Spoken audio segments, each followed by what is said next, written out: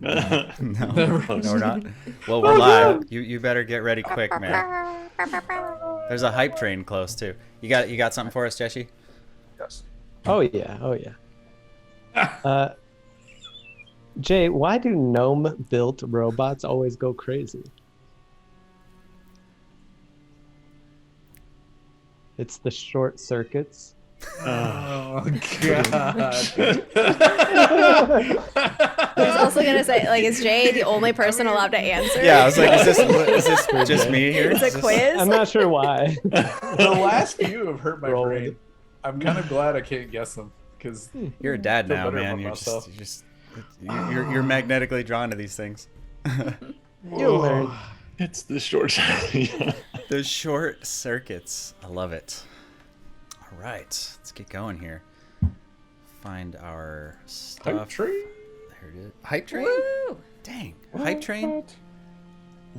That's exciting. Thanks to sub or Jeffrey, which is Jesse.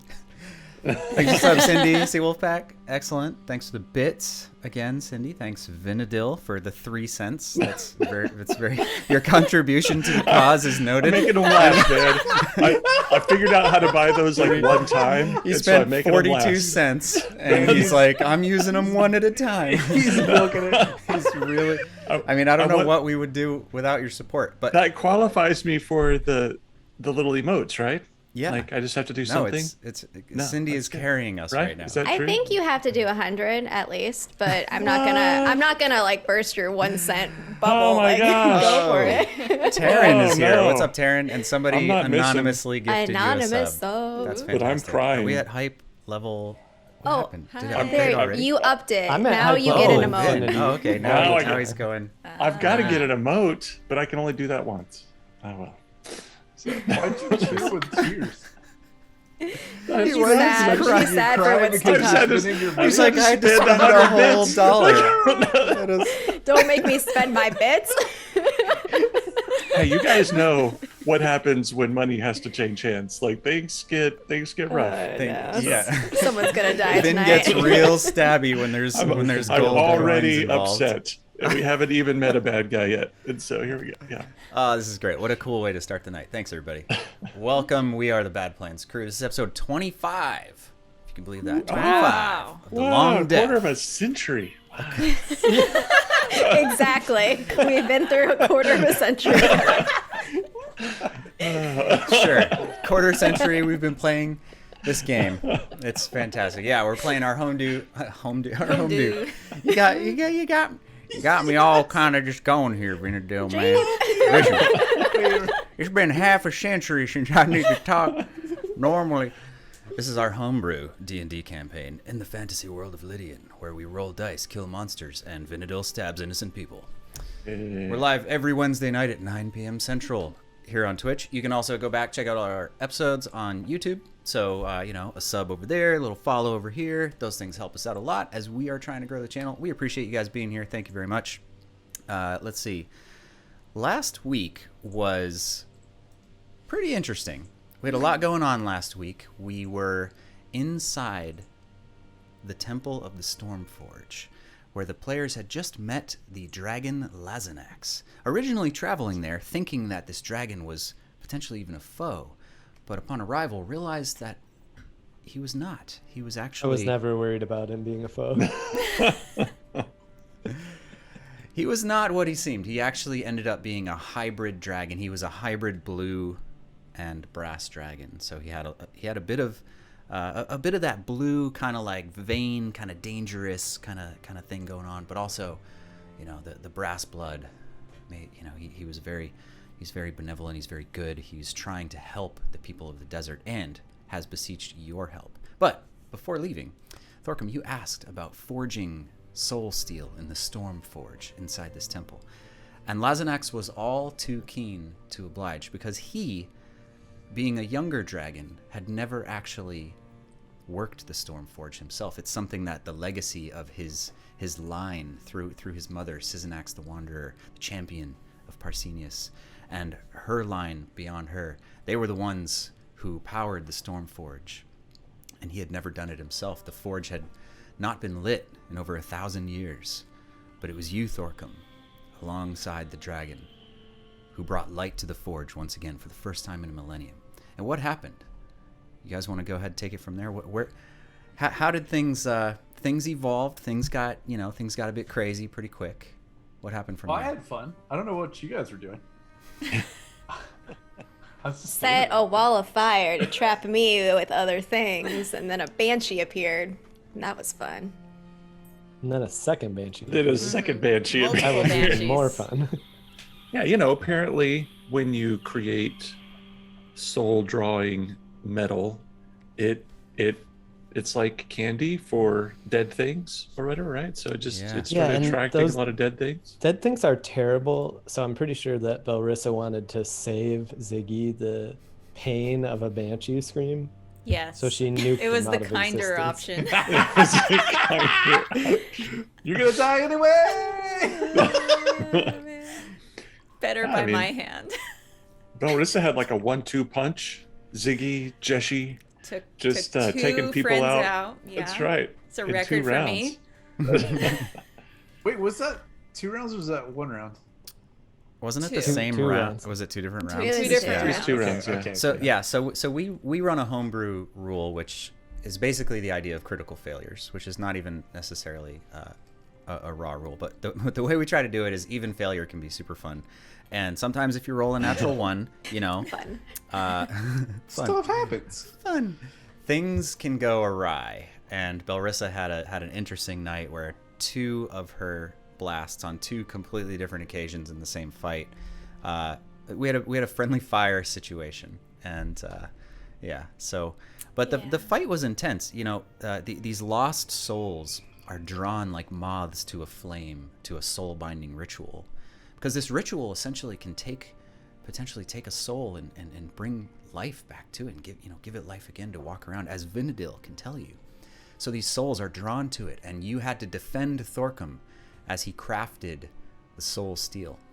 Ultimately, you were successful, Thorcum, and you were able to craft an upgrade for your construct. Tell us about that. Oh, it's pretty cool. I made him a skeleton. So he's got like an updated rig that makes him lighter and more dexterous. Because, we need the wall of steel back. Mm-hmm. But can we not It- store things in him anymore? I know. It sounded like No all of more his secret compartments went away. compartments? There were so many surprises in there. I know. So We they're all must gone, bury just, like, the snake pop stone. out. They're all gone. All the secrets are Oh gone. no. No, there's still a secret. I'll find it. Yeah. I had to Very I had to deep. use them all. It's on his right bottom of his right heel. Yeah, but now he can what? He can That's his boot suck knife. in, like he can suck in souls now too, right? But only of undead things. Like he can't suck a soul out of like a living person, can he? Dementor style. I gotta be honest with you. When this starts happening, I can't promise what Josh Yeah, is Josh doing. is just gonna lose his mind. He's gonna be like, nope, nope. You should test it on Kill the the nearest robot. living person. Just Yeah. see what happens. I mean, what could possibly go wrong? Yeah. So he's Yeah, like 14. the- Well, I'll then say the dragon got an upgrade too, right? Like he seemed to get a little bit stronger through this whole thing too. Yeah, he did. Yeah. Yeah, he had like a Pokemon evolution kind of situation What? where you guys, Dragonary is See? evolving. Confirmed.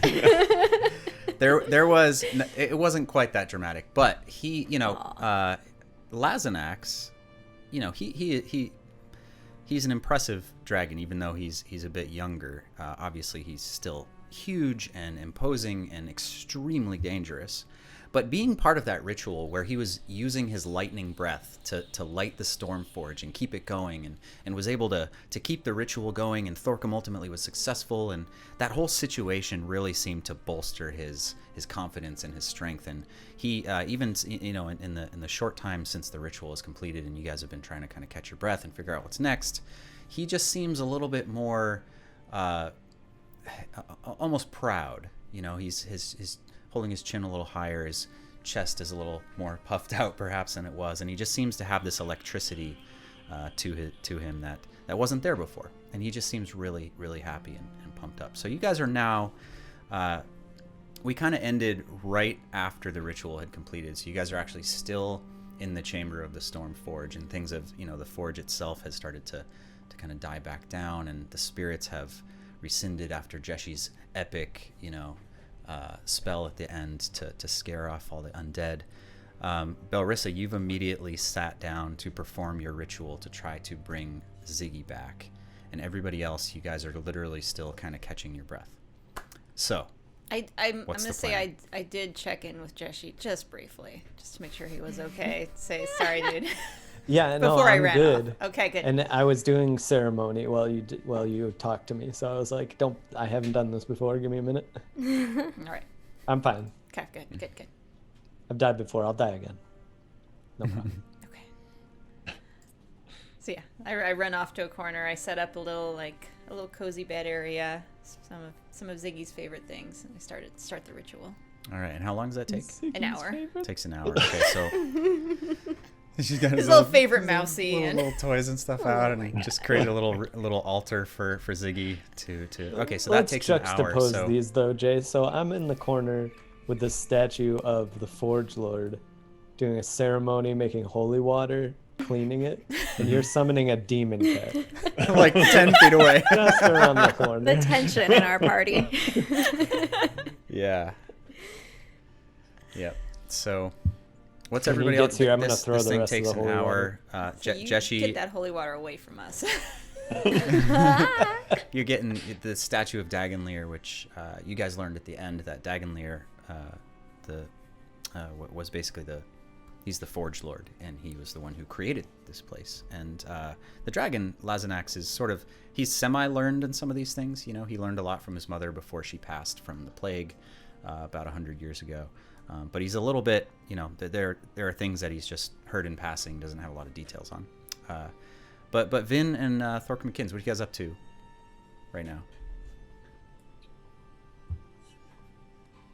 I am sitting down to rest because, like Lazanex, I am beat. Even though feels like I didn't do much compared to everybody else, and the dying and the screaming and the whatnot. Yeah, I'm ready to go, but apparently everybody else needs just a little rest. And I so need to rest. I'm gonna. For sure. I'm I'm just just gonna hovering over sit down. Jeshi, looking at him do this ritual. And I hope that I'm like annoying him by standing so close. I start doing things that look vaguely ritualistic that have no meaning at all. So I'm like, I see you there. I'm like, oh, I start sort of humming. Then like I'm doing dancing around the statue. symbols with the holy water on the statue, and then I'm like, and then like at one point I take out my hammer and I just smash the bottom of the statue for some reason.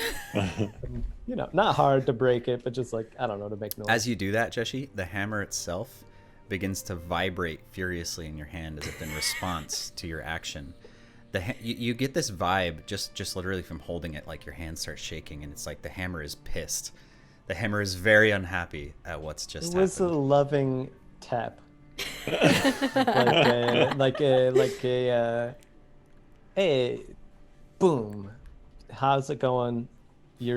I'm here to save you. Yeah, that's a friendly smash with a hammer. A quick smash. Come in. And Jeshi thinks that the hammer is, encouraging it. So, it's good. Excellent. Belrissa, about an hour passes. And you complete the spell. The curled up form of Ziggy appears amidst the items that you've laid out. As the form starts to become visible and takes shape, it begins to curl up, and you watch as he immediately falls asleep in the blanket that you've summoned him onto. Though his eyes are closed, his face is kind of squinting in a bit of as if he's had a rough time. His face is gaunt. He seems exhausted, and he's sound asleep before the summon even completes. Okay. I'll cover him up and snuggle him before falling asleep. Tell him I'm sorry. And I'll make it up to him. Okay. I mean, a quiet Ziggy is about the best outcome we could have hoped for there, so that's good. That's good. You just wait till he wakes Till up. he wakes up, I know. Just don't wake him. Lazanax has retreated to a different chamber without saying much. Kind of Thorkham at one point in your direction, there's sort of just a nod of respect and kind of a mutual, admiration, and he retreats and seems to have gone to rest. You guys are left alone in the chamber. There's a long hallway that leads back to the antechamber where you guys entered. And walking down that hallway, you see Cattell. And she kind of crosses her arms and she's got a furrow to her brow and she says, "It was important that I did not interfere. Though I could hear it was dangerous. Is everyone okay?" Yeah. Just barely. I mean, we're here. As it turns out, we're all alive. Have you ever heard Somehow. a banshee scream? It kind of sounds like, but way worse. I am, I could hear it from the other Yeah. side. It was terrible. I'm sorry you had to face such things, but if anybody could defeat them, it is clearly you. Which is why it is time. Let us sleep, and in the morning, it is time to go. Okay. We've yeah. got a great plan. I think we went over it before the forge thing, but Can we we'll recap our in the plan? morning. Okay. Just we'll recap in the morning just Okay. before we head out. Yeah. Perhaps in the morning we can do brief recap of this. Yeah, Yes. brief. Yeah, brief Make recap. sure Very we're brief. all still on the same page. So you guys all kind of, in your own ways, just take the rest of the evening to relax, and some of you spend a little bit of time exploring this place. It's a Thulesh ruin, a temple with this distinct draconic influence, and it's just this really beautiful and interesting place. And the history here and the power, what you've just witnessed during this ritual is just profound, and you're all just mentally and emotionally and physically exhausted. So everybody gets a good night's sleep, and the morning comes, and you all congregate in the antechamber. Above your head, there is this almost, clearly magical swirling sand, which is where you originally came to enter this ruin. The magic kind of holding it aloft above, and it just continues to swirl in almost a maelstrom-like, whirlpool-like pattern. The glass panels surrounding this room just occasionally flicker with this blue electricity that kind of dances across the glass. Cattell is here. Lazanax the dragon pads in, looking at everyone, and he says, "So, what's the plan?"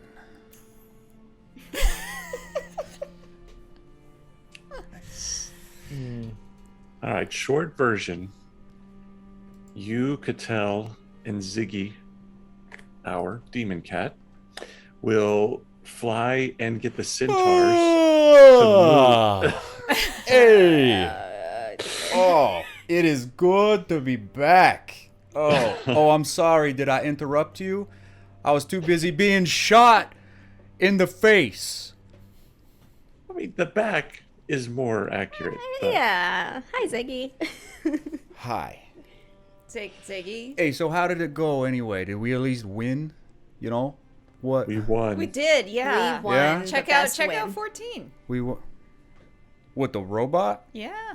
What, he looks just as dumb as ever. What? Wow. Hey, if it makes you feel all any shimmery. better, I took Jessie out as well. You wait. You took that one, the redhead? Uh-huh. You took him out? I did. Yeah. It's for yeah? you. That was for you. That is the greatest thing you've ever done.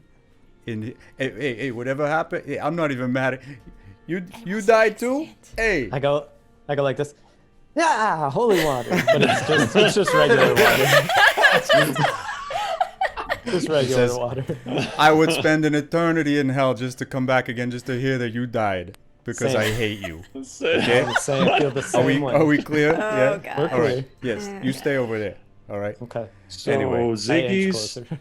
Ziggy is gonna go with you guys as you get the centaurs to move north. I mean, I'm going wherever you're going, Vinadil. I mean, because you and me, you know, we're like this, right? We're like, right? But we need You know? you to be with them just for a little bit so that you can talk to Belrissa. Because we need to be able to talk and find out when they're So what coming you're back. saying is I'm like the most important part You of are the plan. so No, you are important to the Okay. plan. Key Otherwise, to the it does plan. not work. Oh yeah. I suddenly you're really like this definitely the plan, most and important. I'm in. Okay. Yeah. And We he all think you are. Right, so he shuts up. Lazanex, He crawls you're back gonna- into his thing. He's good. Go ahead. we're gonna have Lazanex read the Windwalk scroll, which is gonna get us. We're gonna go like a few hours out of the Ziggurat and chill for like 3 days or whatever it is, while they move the centaurs. And so the whole plan is like Ziggy's gonna keep us updated on can they get the centaurs to move? Can they get them to attack? We're gonna try to align our arrival about 2 hours ish. I don't know, sometime before they arrive. As we move in, so that while we're inside talking to the Tinker, they can begin the attack from the outside. So I have just one question about our plan. Huh? If we're just going to be waiting, why not all go together to the centaurs? And then just move then- ahead of them real quick. There's no way to get I quickly back I don't to the think. Ziggurat. Yeah. I don't think it's Oh, gonna be We have fast. one use of the Windwalk, Yeah. and we can't all ride with the dragon. So the dragon's going to carry Cattell and Ziggy, so they can move fast. Or Oh, and so centaurs We could move all fast wind 'cause walk they're at once, Yeah. though, horsey too. people. That's another option. you could windwalk the dragon and Cattell and Ziggy as well if you preferred to, but Yeah. it's kind Well, of half It's dozen. the it's six of the yeah, other it's type them thing. getting from the centaurs to the Ziggurat. That is the, Right, we would be slow. We would be slower than everybody on that leg of the journey. And then we So- were also going to ask Cattell for a potential, since 3 days is a while, of a spot that's near-ish by to Yeah. hang out. So you guys talk this through, and Cattell basically says the centaurs are nomadic, but she's pretty sure she knows the general area where to find them this time of year. She seems fairly confident that, particularly on the back of Lazanex, that she can find them. And the point that she kind of like leans down into the sand and draws like a little makeshift kind of basic map, and basically says the point where she thinks the centaurs are is about a day's travel to the Ziggurat. So, Okay. and she kind of like lays out what she thinks is going to go on, and she more or less suggests she's like, by the time you guys get there, there's probably, if it's morning, so for example, it's morning right now. As Windwalk, it'll take you a few hours to get across the desert because you guys can travel very fast. And if they can get there in about the same amount of time, you'll arrive at the Ziggurat or the general area, mid-afternoon, and then probably the next morning is when she expects, they can arrive. She basically says, like, there's few that can move through the sands as fast as the centaurs. Like, they're very fast, and she thinks, anyway, that's her prediction. She says we still have to find them and figure out if we can convince them to even fight, which she seems semi-confident in. But so you guys are looking at probably about, if say you arrive in the mid-afternoon, the next morning would be the arrival of your sort of reinforcements. I guess we could also, like, while we're there, stealth check out the Ziggurat, just the outside of it, and just report back and let the centaurs and dragon know what they're up against. When you talk to Ziggy, it's just in your head, right? Like, it's not verbal? Yeah. Because you can be feeding Ziggy information the whole way in, basically. Yeah. Yeah. Wait, what have you said about me? Yeah. Nothing. You just hear a snicker from inside the backpack. I cast Zone of Truth on her. No. Can I counterspell So- that? Yes, you can. Oh, no. Before we take off, Vinny, hand me your boots. Raikkonen Jr. over here. My boots. All right. Wait. How do I do that? These are my feet. Are my boots? You don't have boots? I mean, it takes like an hour to doff your boots? My armor. It melds into the armor of my body. I don't just wear boots on the outside of my metal skin. Like it all. You could pretend you did this last night if you want. Yeah, we could do this last night. Yeah. Vanadil spent all night taking Vin's his like, boots oh. off. Like And he it's a finally thing gets it for me off, and to- it's just his leg. He's like, to oh. detach from my Oh boots. my Yeah. God. Not so sure. And then I just look at you and I'm just like, okay. You know what? Never mind. Jesse, would you like better concentration? Wait, Oh yeah. I already took my boots off. Like, what are you? Did you You get the said it thing was now? going to take an hour. How'd you do that quick? Work 'em We did it Santa last once night. again. All right, fine. You have boots. Whoa! I'm Oh man, everyone wants a present now. I can take my boots off in 3 minutes. I mean, this is not going to benefit you. I mean, I'm not gonna, but- You boots of the elven kind. I'm nixing my bag of holding because I have nothing to hold in it anymore. So, you have boots of the elven kind. Infusion. No. Vinny. Poor Jesse. I'm good. Yeah, tell him what it does. Gives you advantage on stealth checks, and you do not make tracks. Oh my gosh. Are you I mean, sure is that you want useful that for on the the rogue? I don't know. I mean, What about the paladin who has disadvantage on stealth checks? We want you to be seen because you're the guy that gets hit. Remember? Target, grapple, all the things. that was a very diplomatic response. I like it. I like to think that I'm the good person. Listen, forward. listen. When we face a bunch of undead, what are you gonna do? Are you gonna hide from them? I'm probably gonna die. Smash. You I just got you. I rode- got you, bro. Ride through the middle, yeah. No, I know that On was Leonard awesome. or Douglas or Any Leonard, of them. Douglas, Any of them. Rupert. Dougie, Rupert. Rupert. Yeah, I haven't made Rupert in a while, but I will. I will. I Which put one's them on and I Rupert? practice stealthing around. You practice. Just got a like 31 tiptoeing. stealth check. Like, I just point randomly and like, I see you. I missed. It wasn't anywhere close. He's like Drax in Avengers. All right, I will I will present the scroll to Lazanex. Yeah. He looks down and before taking it, he kind of sits up. Oh wait. Did Cattell tell us a place outside that was good for hiding, or are we just gonna like be out in the open? she basically pointed the direction. Cattell, are there any places like caves, temples, hiding spots a couple hours out from the Ziggurat? The sands shift so often, and so few of us have been in the west, that I cannot tell you for sure what you will find. Okay, so it's no. Okay. All right. Ice we're ready. field. We're gonna follow you, Thorcum. So when you go down, we all go down. Okay. Because we can't talk when we're in this form. Can Ziggy like? Are you like a beacon for him? So he's like, oh, a little bit over there, a little bit over there, or like, are they just going straight to the Ziggurat? They're going straight to the Ziggurat, I'm pretty sure. Okay. Yeah, We have to get in it's- before they do. The location of the Ziggurat is not. It's kind of a well-known thing in Okay. these days in the desert. In fact, Lasnack speaks up and he says, "Your destination is to the south and west. If you reach the river, follow it south. Should you reach the mountains, follow them west. You will not be able to miss what you're looking for." And he kind of pads around the room and, eyes each one of you and steps back and... Remember, if Valk has invited you, it is not for an idle chat.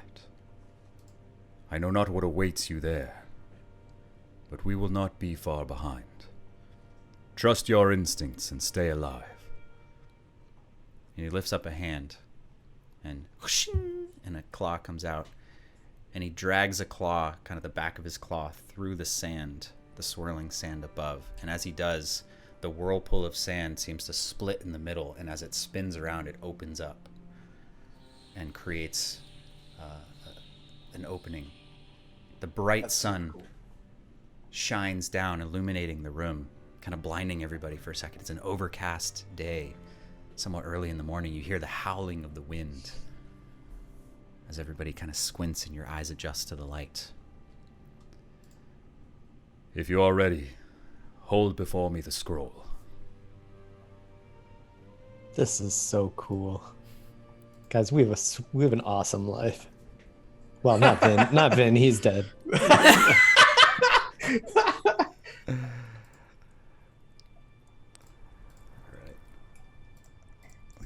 Look at some whistling sands. Actually, forget this mechanic. Seriously, it's been so long since I've used the scroll. I don't even know. I think if he's high enough level, he can just use it. Yeah. Yep. Generally, the way a spell scroll works is if the user of the scroll, so the spell on the scroll will have a level. In this case, it's level 6. None of you can cast level 6 spells, so there is a chance of failure. So you can still try. Anybody can try, but it could fail, and that's based on you. If you could already cast level 6 spells, though, it succeeds automatically, which Lazanax, as a dragon, being an innate spellcaster, is capable of. So that's why he's offered to do it for you there. So as this description comes out, Jeshi, you see Jeshi go like this, and then he pulls out the book, the old wisdom book, and writes something in it, puts it away.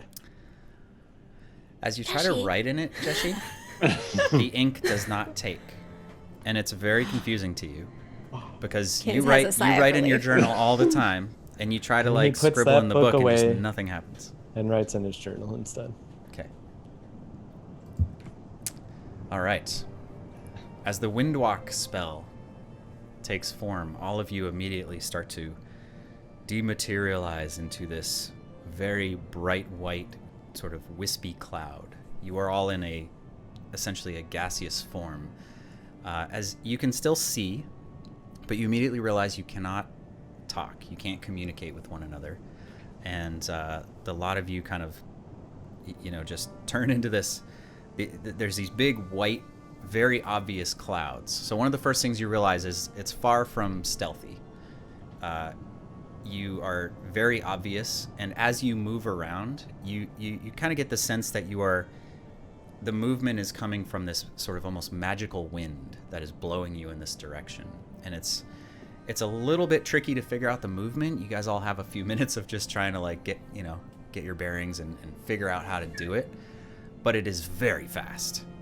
And as soon as you figure it out, you start whipping around the room, and you guys kind of get this comfort level comes up. So you are able to, in this form, as a gaseous form, you can kind of move through really small spaces. Like, for example, you could go under a door, where there's just a tiny little opening. You can kind of move through anywhere that air can go through. But you are very big and bright white and obvious. You're not like hidden air or anything. You're like this big obvious cloud. But you're all in this form right now. You cannot communicate with one another, and you've made no plans as to how to we're really following go Thorcum. from here. So wherever Thorcum stops, we stop. here we go. Well, there we go. I take off. I know. Southwest. I give a big thumbs up. Excellent. It's a cloud.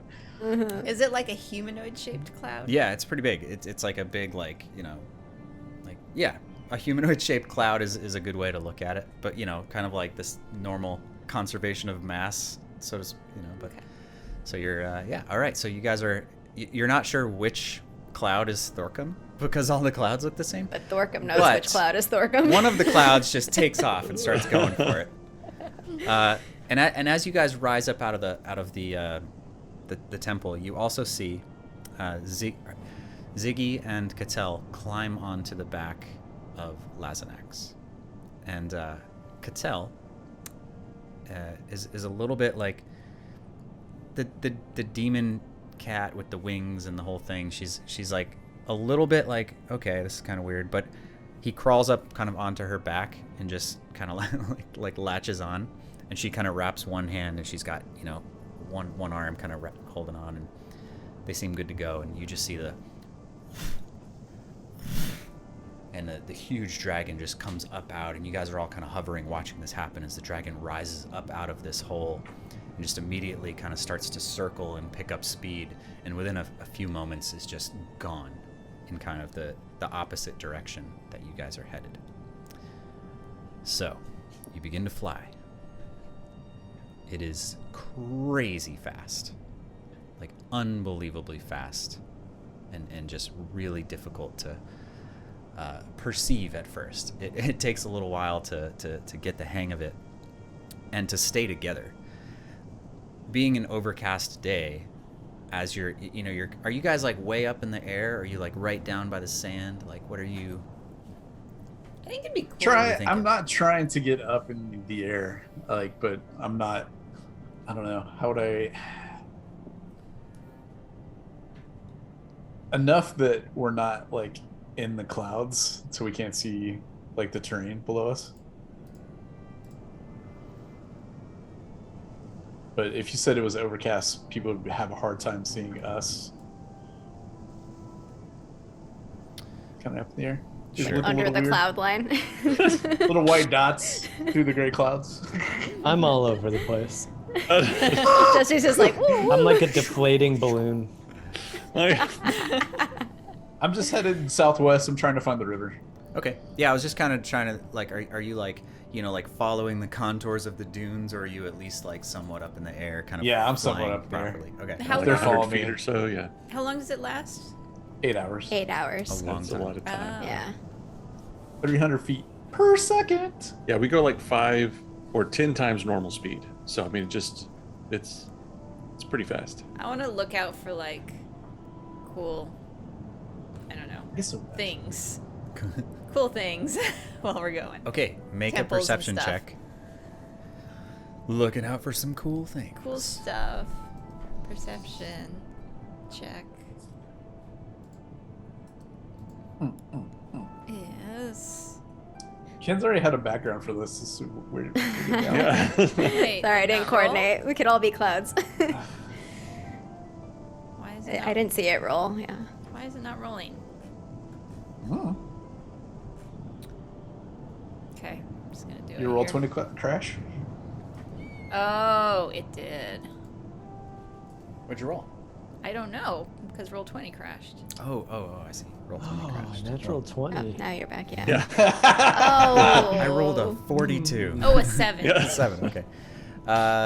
Yeah, so you're just cruising, and all you see in any direction is just white sands, just endless white sands. In fact, I would venture to say you have no idea even what direction you're. It's like being out at sea, and in every direction is just like ocean. Like you have no sense of direction, and you're like trying to just keep up with whoever's in the lead, which you assume is Thorcom. Could be Jeshi. Who knows where you're going? You're just all going in this direction, and it's very confusing to you, Belrissa, and you don't really see anything. What's everybody else doing? Is anyone else looking around, or you guys just heads, clouds down, just going for it? Yeah, Yeah, I want to make sure that there's nobody like, I don't know, down, like Valk isn't just like running with his giant robot just out for a carrying jog. thing. Yeah. Okay, Kins, make a perception check. Make a perception. Like, her perception's ridiculous. Perception. Let's hope I don't roll poorly. Okay, 15. 15. Okay. Yeah, not bad. So, yeah, you don't see Valk just going for a jog in the desert. But about 2 hours into your journey, Kins, you see a disturbance in the sand kind of pretty far away. You guys are moving fast enough where, like, it's pretty far out, but it's not going to take you more than a minute or two to actually get there. But you see something kind of tipped over, half buried in the sand that clearly doesn't belong. It is sticking out like a sore thumb in the middle of the white sand dunes. Okay, so I'm gonna, even though Thorkim is leading us, I'm gonna start doing this sort of like where I dive and rise and dive and rise and dive. Like I'm trying to like signal, hey, look, there's something here. Jesse's going like see this. something. Kids is going like this. No. I'm just sighing. Joshi, after a Platform little bit sign. of the balloon movement, is now like a tinge of green, and is queasy. Oh no, wait, your cloud is green. Yeah, so I'm just going like straight line. Morose cloud. Okay. I'm watching Kins, like I'm just watching everybody as we do this to make sure we don't lose anybody. So I'm definitely seeing Kins do her little weird thing, but I don't know what it is. What that means. Okay, so I'm gonna do my little up and down, and then I'm gonna start going where I'm clearly descending down towards the object thing. I will cloud follow. I'll slow, but not follow. Okay. All right, so mechanically, it takes us a minute to transform back and out, but we can do that for the full 8 hours. We can go in and out of cloud form for 8 Oh, hours. that's cool. Yeah. I didn't even know that. Yeah. Isn't that true? That's forgot what about that. I read it. No, I read it in the spell last time, but I was like, okay, this is gonna be fun. We're just gonna be. Yeah. Cloud Well, in and and normally it's a concentration, but I don't know what happens when it's a scroll. Like, because, like, The spell is yeah. on you, I feel yeah. like. So I mean, I guess so I'm assuming it would just last for 8 hours so that we could Sweet. go back out. Cool. So do we see you start becoming corporeal again? Like turning into a body? Well, I kind of wanna not like right in front of it, but some distance back, kind of do this sort of like swirling, because I still don't know how to control this cloud body. I imagine it's like when Vin was a robot for the first time, being like, oh, how do I stop this thing? So I'm like swirling around in the sand, and then I'll slowly, in that minute, start turning back to Kins.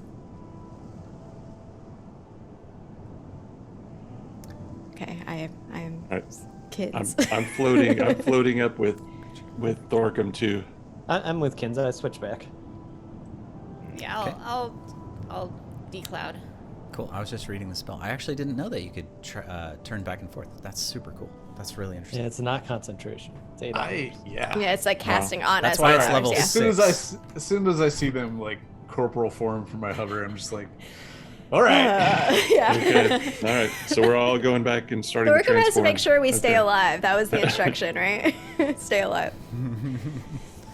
Okay, so as you guys descend, and you would have seen what this is, long before you fully transformed, but this is clearly the back half of Valk's vehicle. As you approach it, it's about half buried in the sand. Just anything lying in the sand out here, as the shifting sands and the winds, like it doesn't take long for something to pretty quickly become covered. But you can see that if you remember what the vehicle was, the front was sort of this almost robotic kind of wheel type thing with these arms that was like pulling itself through the sand. But on the back there were these almost train like attached sections, and the back one, when you saw it in Catel's Oasis, was basically filled with like foodstuffs and all sorts of supplies and things that Valk had been delivering to the Oasis. It's that back half that Thorkim tinkered with, and it seems to be lying here in the sand, oddly. What do you all want to do? But the front part is gone. Front part is gone. It's just this back section. Definitely open it up. Maybe send 14. Maybe send 14 to open it up. Let's hold on. Usually we sacrifice Larissa's like, Ziggy. let me do it. I can do it. Larissa walks right up to it. More clouds still, Vinny. You guys are still clouds. Yeah, you should have transformed earlier. This cloud is just like... We have a minute head start. Okay, I'm gonna like at least look at it before I open it up. Okay. But Yeah, are you just kind of generally just taking a look at it? yeah. Okay, that would See be if a I feel any perception check. vibrations. Vibration. What kind of vibes is it giving me? what check? Perception. A vibration check. Just Vibe check. 9. 9. 9 vibrations. I feel like all of your macros are broken and they're just -10 from like every roll. It's like one Except d20 for plus damage perception rolls. -10. Yeah, except when Yeah. she's attacking teammates, which apparently Yeah. Which is is max damage. Yeah. Well, okay, yeah. So 9. So you walk up to it and you recognize it. I mean, it's pretty obvious what it is, but it is mostly covered in sand. And in fact, like it seems odd almost at first how much sand has covered it. And the back of it is closed, but you recognize the back door that at one point was open, and you kind of as you guys watched in the Oasis. But yeah, I mean, no vibes, no vibrations, nothing that you really notice, Belris. No strange glowing sigils or anything. Nope. Definitely gonna try opening it. Then yeah. Okay. It is not locked, but there is a lot of sand like piled up against it, and you are not strong enough. So I'll see Belrosa doing this, and I'll come over and use my mold earth to try to excavate some of this to move the sand out of the way. Sweet. Okay, nice, good teamwork. So you guys kind of mold some earth out of the way, and Belrissa, go ahead and make a athletics check to try to pull this door open. Oh. You want help there? That was a 4. Ah, my hammy. So it's it looks, yeah. And I start just kicking it a little bit, like stupid door.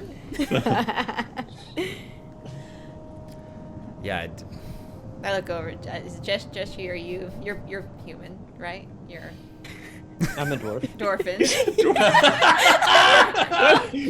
I just got done How long vomiting have a you little known bit Jessie? into the sand.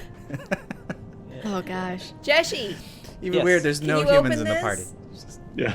do you want to open the door? Yes, I will do this for you, Thank you. despite the past 24 hours. Love you. Step up. Thank you. Jessie came back in the same I- body. The Yeah. dwarf body. I try to get the piece of Dark Forge in there to pry something.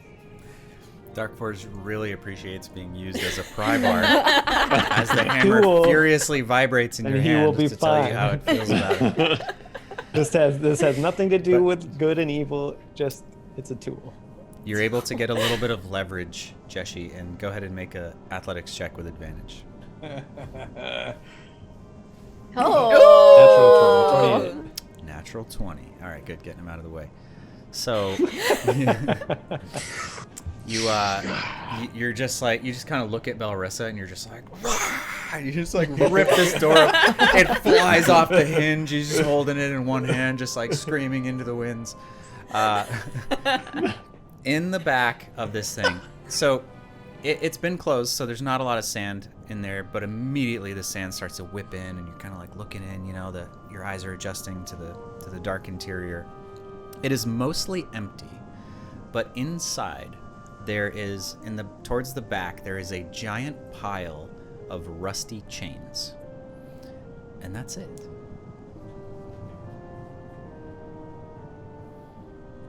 What do you think those are for? Zombie leashes. Is there any is there any, I mean, that's skin Zombie or leashes. is there any skin or blood You or mean like anything? It's a fueled by animal leash?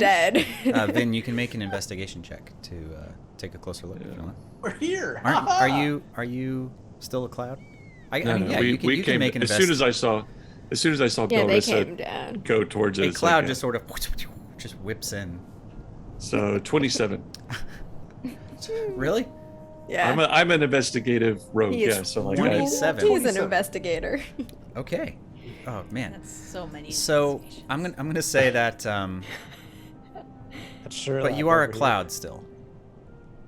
No, I went as soon as I saw Belrissa going towards you it. I was are- like, what, okay, what is she doing? Yeah, and I started like. Got it. Okay. yeah. So you walk over and you're kind of picking up the chain and you're looking at it and you've got your your little spyglass or whatever and you're checking it out, being investigative. So you find a few things that are of interest to you. There is dried blood all over these chains. It's like obvious. There's a lot of it. There are little flakes of old dried skin. There are definitely signs that these chains have come into contact with flesh, and probably quite a bit of it.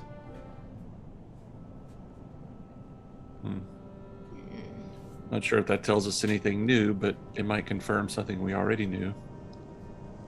That Valk has captured the Tinker and is torturing him actively. I just pat Jesse on the back. Don't say anything. Alternatively, We're all just like giving a solemn nod. People stifle creativity. You got to throw out ideas, otherwise we never would have landed. I on did that not amazing say run in anything. I different was giving you an directions. encouraging pat. Well done, my friend. You said don't say anything. I said I don't say anything. I just pat you on the back. Never mind. Oh, I thought you told Jesse that. My attitude is very different. Thanks, man. Okay. I'm not saying it's Alternatively- likely. I'm just saying it's a possibility. Yeah. He also could have used them to usher the undead towards Catel's Oasis. That seems like a stretch. Yeah. I think it's the Tinker thing. The Tinker idea? Valk's the mastermind? Tinker was in the back of that thing the whole time. Another pat. Okay. See? Welcome agrees. So, does this change our plan at all? Like, we still good walking into this place? Is I it don't think it changed anything. is it possible that this slowed Valk down at all? Like, could we still catch him before he gets it back to the Doubtful. The Ziggurat? Well, no, It's been because days. well, Yeah, and it's he been still days, has right? the fast part, right? So he just dropped this and took off. right? We've killed a Kansas. lot of undead. Do undead bleed? I mean, they probably got some like That's a good dried question. blood in them. It's pretty gross. It depends on the age of the corpse, but some of the fresher ones, for lack of a better term, they definitely bleed, and they're quite gross. Kins, make a survival check. Okay, let's go. Come on, Kins. Ooh, 24. Did you see that roll? I was just like, Yeah, that was almost a 6. Teetering on bad. 24. So you do a once over on the area, and you're just from your kind of general, almost passive, being very comfortable, like looking at tracks and things like that. You determine that just from the how many of the tracks have been blown over by the sand, and kind of judging like how quickly this thing's being covered, you'd guess it was probably about 2 days ago since this thing has been abandoned out here. yeah, it seems like this has been a few days. I mean, we were gone for a little bit. I don't think that Valk is anywhere near here. I shift back into a cloud and descend. Okay. And there goes Storka, everybody. I was excited to find some cool things, but I guess we just got some chains. Got some Yeah. change. Did you pick them up? We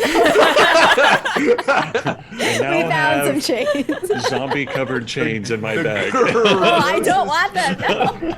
There's a I just wear it as a necklace. No, okay. just bloody Akora chains just wrapped all around Kins. He's like, The bloody bear. okay, all right, that I took can a use turn. it when I turn into a polar bear. I can use it for something. Anyway, okay. I guess I'll. What are the characters in Photoshop Christmas Thursday Story? right there. Barley and Oh, yeah. that's right. Nice. chain dance. Muppets. All right. Well, I'm gonna start turning into a cloud, and while I do, I'm like gonna give the whole hand thing. It's gonna slowly just. And his hand just slowly dematerializes and just starts until there's nothing left. I'm gonna say I want to telepathically ask Ziggy like, "Hey, what's it like riding a dragon?" You just hear this. I can't talk.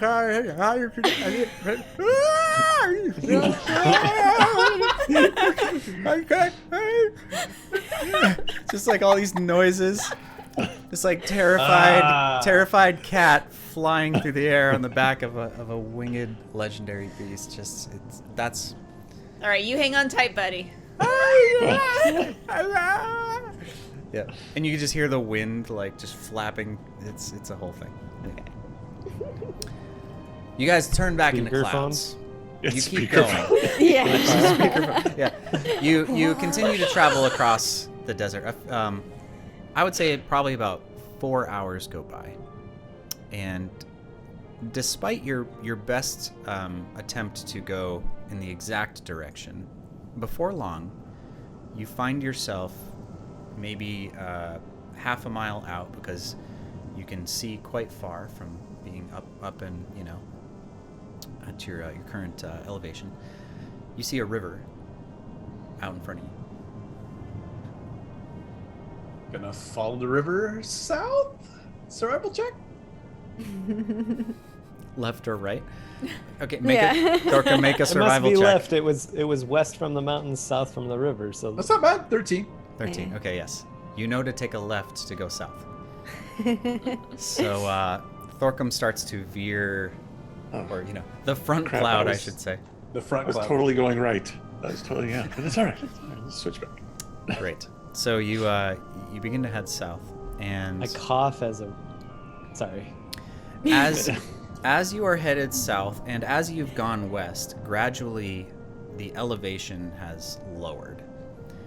The desert itself is a decently high elevation, so you've probably lowered down maybe 1,500, 2,000 feet kind of as you've been going. So you've just been generally getting kind of a lower elevation in general, and down near the river, you're kind of almost near sea level, as you've kind of come down quite a bit.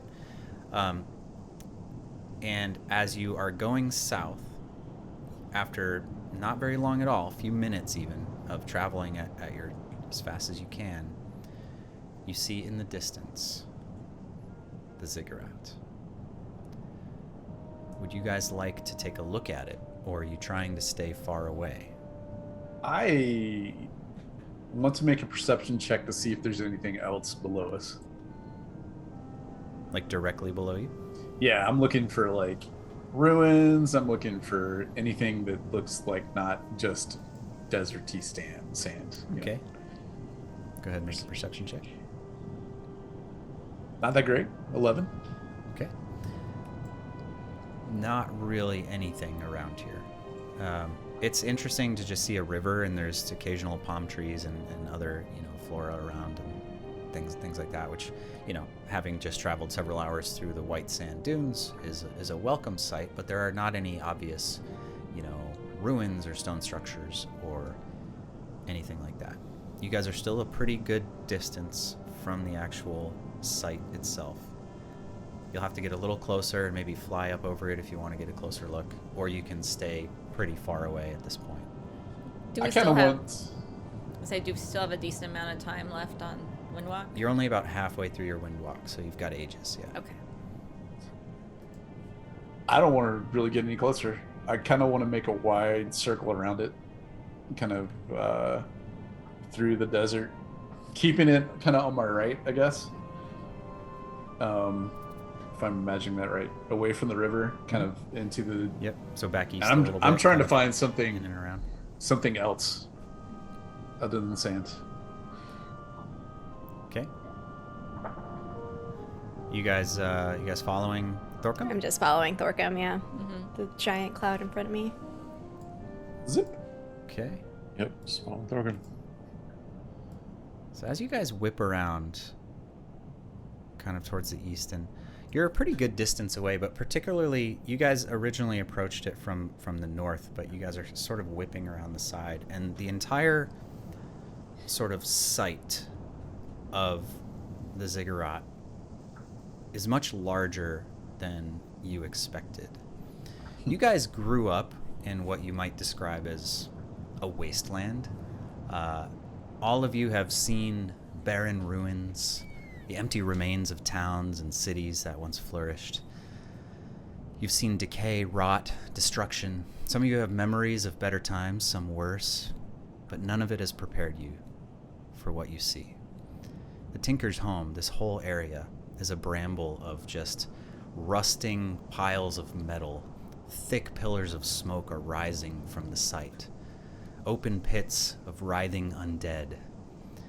The fumes rise in putrid green clouds, settling into dense, smog and just foul, acidic vapors that are rising, even as clouds. And even from this distance, your senses are assaulted by just the sort of acrid smell and just feel of being even near this place.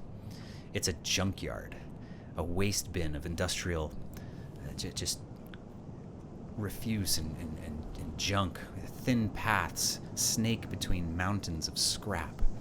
Even from this distance, you can see the tiny movement of automatons just wandering freely, piling parts, digging trenches. Some seem to be on a mission of some kind or a directive, while others just flit randomly and crazily moving through this maze of a dump. At the center of this chaos, the Ziggurat protrudes.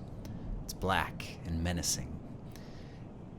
It is all harsh angles, thick spikes, and it is an imposing fortress of darkness and shadow, half emerged from the surrounding sand. Even from this distance, safely at least a mile out, looking it from way up in the sky, just kind of observing this whole thing, it is just an absolutely hideous sight, a plague-burst bubo on the face of the desert, and one that you can't help but think that you need to cleanse.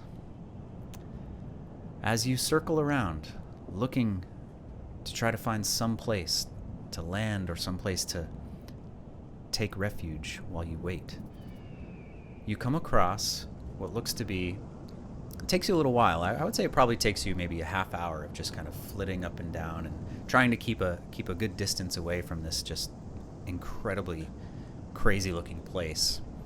And eventually you manage to find what looks to be an old set of ruins. You're probably about a mile and a half out, kind of more to the south, and you see what sort of a half-buried building.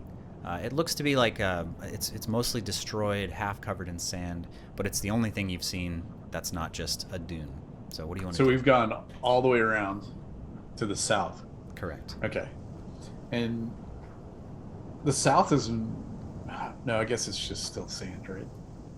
Because to the west is the ocean. No, the ocean is to the south. River. To the south, okay. Yeah. So the river is on the west side of this whole site, and the river runs mostly north-south. So you've sort of started at the top and skirted all the way. Gotcha. The other way. Okay. And gone like that, and you're kind of on the south eastern side now of the Ziggurat. So the river would be to your west, and to the south of you are mountains. I'm going to descend. Okay. Following Thorkin. Yeah, follow him. And what do we see as we get closer to this interesting ruin? So one of the things you first notice, actually, go ahead and make a perception check. I'm assuming 20 you this guys time. are all. Are you guys turning back to normal and or I'm doing this as I'm like as coming you're down. descending? I'm trying Okay. to. Yeah. Great. Sorry, what'd you roll? 20, you said? 20. 20. Okay. So you look around, and one of the first things you notice, Thorcum, is this place has been picked clean. The ruins, unlike the ones on the the eastern side of the desert, the ones that you first found and were sort of in defense, being defended by the centaurs. Eventually, you found, going inside that place. You've been in several Thulesian ruins now. This one has been defiled. It has been destroyed. They clearly broke everything trying to get inside. There is just junk everywhere. There's old kind of, basically you immediately get the sense that this was an excavation site and they just left ruin in their wake. But there is no one around that you can tell. Seems pretty good. I'm going to shift into dwarven form.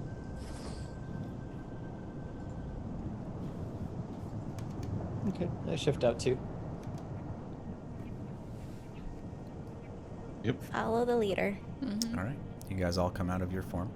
It is probably about 4 o'clock in the afternoon, kind of mid to late afternoon. The sun is still relatively high, but starting to begin its descent. What do you want to do? So this place has been ransacked, but is there a structure that we can go in to take, refuge and hide out? Mm-hmm. So there's it's not all that dissimilar from the first ruin that you went inside, it looks like at one point there was a very similar door, but it has been completely destroyed. And within, there is a it's sand. You know, it's wind blown. There's half filled with sand, but you are able to actually get inside and take a little bit of shelter. So we got a little bit of time on this wind walk. Are we staying here? Are we exploring more? I thought the plan was to stay here and wait. Like, I don't want to get too far away. We only have like an hour left. No, we got. Got a couple hours. Yeah. I'd say you've got 3 hours left on the wind walk. Yeah, but when are we gonna go into the Ziggurat with this invitation? Tomorrow. That- 2 days. That- Like in the, I also in the gotta morning. be honest with you. I don't really want to go in there. It's The- pretty the gross Ziggurat? and scary looking there. I Well, mean, like we're never gonna get out. Well, we're gonna kill everybody on the inside. And then Why don't we'll we get out. stay outside and kill people from the outside to There- the in? there's so You mean many. ride with the centaurs? Yeah. Just charge. Charge Well, of I the mean, centaurs. like, I get it. If Last we're- charge of the centaurs. It's like, yeah, we can be in there and like maybe do something, but it's gonna take them forever to get to our rescue. Like I don't know. Aren't we just gonna die? I mean, in the army, like we would never send a group into that place and expect to get them out alive. You didn't have like special forces. My They're not elite. special forces that were going into like the Behind undead enemy horde and being lines. like, we're just gonna kill the central most undead and then you guys come get us out. We would just be swarmed and die. This is an odd line of thought coming from you. I thought you said you were gonna die. It's interesting. Well, I mean, I'm fine with dying. I'm just saying, not unnecessarily. Okay. Little I don't shocked know. at Jesse's I mean- hesitancy. We basically thought if we can get in there, we avoid all of the outside stuff. So we've got all of our spells, all of our health, just to focus on the tinker. Yeah. And then if the centaurs and dragon can come, we might even have some people leave and go out so that when we start combat, it's fewer people, right? Like Yeah, if we go can into- create Yeah. enough of a diversion. If we go in through the outside, we're fighting everyone, the whole group, to get to the tinker. Jay, do I We- remember anything about the terrain? Like you said, there was pits, piles of junk. Like it's a junkyard in the central. How is there any source of? Does the river go into the grounds of the Ziggurat, or is there a dam? The Ziggurat is a slightly higher elevation than the river. Okay. And it's maybe like 100 yards or so in from the river itself. So it's not right up against the water. Okay. Is there any way with that mold earth spell you have, like how deep were those pits? I'm basically wondering as we went by, would there be any way of releasing those undead in the camp? I'm going to say that from the distance you observed would have no idea. You'd Yeah. have to get closer. But there were, one thing you saw pretty clearly was that there were many of these pits, and some of them were connected in almost a long sort of moat-like shape. But there were these different sort of, like literally just giant holes filled with corpses, like, well, undead, moving, writhing corpses, I should say. Larissa, maybe you need to check with Ziggy and kind of tell Lazanex and Cattell Yeah. what this place is. Definitely, we need to give them a heads up. Yeah, and maybe get Would it- Cattell's thoughts on should we go in or should we wait and join them when they arrive? Would it be worthwhile for one of us to cloud over and check it out further? Can we possibly make Cloud invisible? Ooh. Like, if one person does a cloud and I could touch the cloud and make it invisible, maybe? That's a hard one. I don't know. Jay. Invisible cloud? Intelligence check? Cast invisibility on a windwalked person. Interesting. my gut response turning- is I don't see why not. Let me do a quick little. Let me look this up real I fast. was gonna say, well, because invisibility lasts through non-attack actions, right? So if you turn a person invisible right now and then they become a cloud, They would that shouldn't stay undo the invisible. invisibility. Yeah, right. That shouldn't break the invisibility. Well, as you know, too, there are ways to see through invisibility. This place is a fortress. Do we risk that? I think if I was invisible, I might have a chance of stealthing around up there. You want to go? Do you remember that fight in the field where you had nowhere to hide? I don't think you're gonna hide in the sky, bud. I'm invisible. Well, if they've got Stealthy, something, invisible cloud. if they've got something like my spell to see invisibility, that's meaningless. If they've got something like her spyglass, that's meaningless. I don't see any Did reason anyone why else- you couldn't make a cloud invisible. Okay. Anyone else spend any time trying to do thunder while you were a cloud? I mean, I can tried do thunder, thunder whenever lightning, I want. And I know, I thought about that. I was like, this would be a great combo. Anyway. If I'm a cloud and cast thunder, I don't think Yeah. that's. Use my druid power. So we're not assaulting this place tomorrow, or it's 2 days, right? No, tomorrow Tomorrow. morning. Tomorrow This morning. As far as you yeah. know, you haven't checked in with them yet, but that was Yeah. roughly the Catel's expectation. We should check in with them. Yeah, It's we been a need few to know hours. if they're Yeah. okay. What's the status? Hey Ziggy.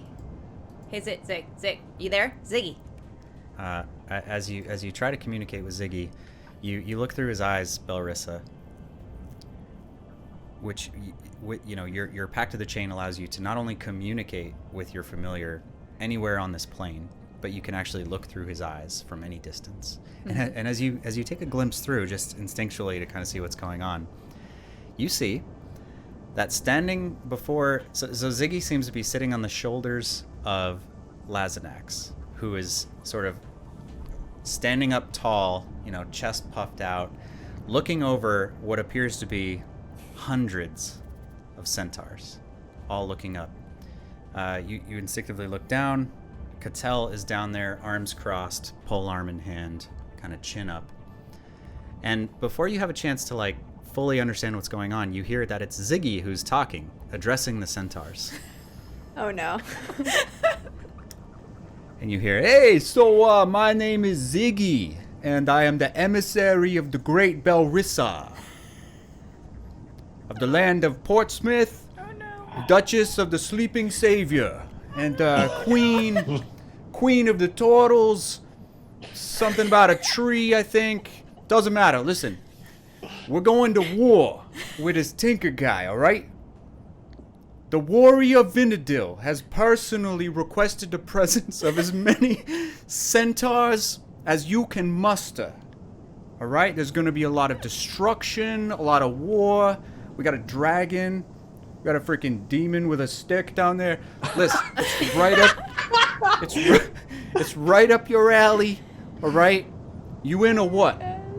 Oh my gosh. You tell us what is going on. I will eventually. Right now, I'm probably a little too shocked watching this. You see a familiar face, Belrissa, step forward. It is Asaros, war chief of the Centaur tribe.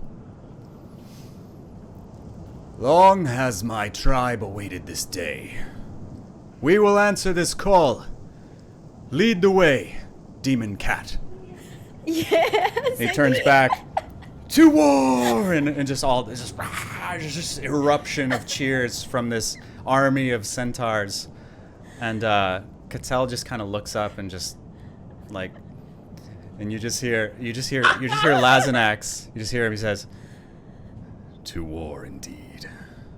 Well done." And you suddenly start to feel, and Ziggy starts to, as the dragon shifts his weight and begins to take off. Ziggy, that was amazing. You want to talk to him? What do you want to say? What do you want to do? Yeah, I'm gonna say I saw that. I'm so proud of you, buddy. You did great. And then I will also give them a heads up what they're coming into. I'm gonna describe the corpse pits and the mountains of junk and all that stuff. Okay, so you kind of take over Ziggy for a minute, and you converse with Cattell and the dragon as they're flying, and they seem to listen, and they take in all this information, and they basically say, like, you know, received, like they're ready for it. They're gonna figure out. They've got about, you know, probably a 12-hour march ahead of them from where they are now, and they'll sort of keep you posted. They will. And how many centaurs, you said? Many, hundreds. Yeah, there's a lot of them. Yeah, they're thankful for the information. They'll keep you posted, and told you to be careful. So I tell the group, guys, hundreds of centaurs. Ziggy got this. Ziggy? Oh, okay. He's like leading the army. It's crazy. Oh my goodness. Oh no, he's Wait. gonna have quite the ego when he comes back to us. What happened to Wow. Cattell doing the talking? I don't know, but it worked. The centaurs were into it. So when you're like observing the world through Ziggy's senses, do you think, since he's a pathological liar, you're not getting a good view of what's actually happening? Absolutely not. It's totally 100% real. I see.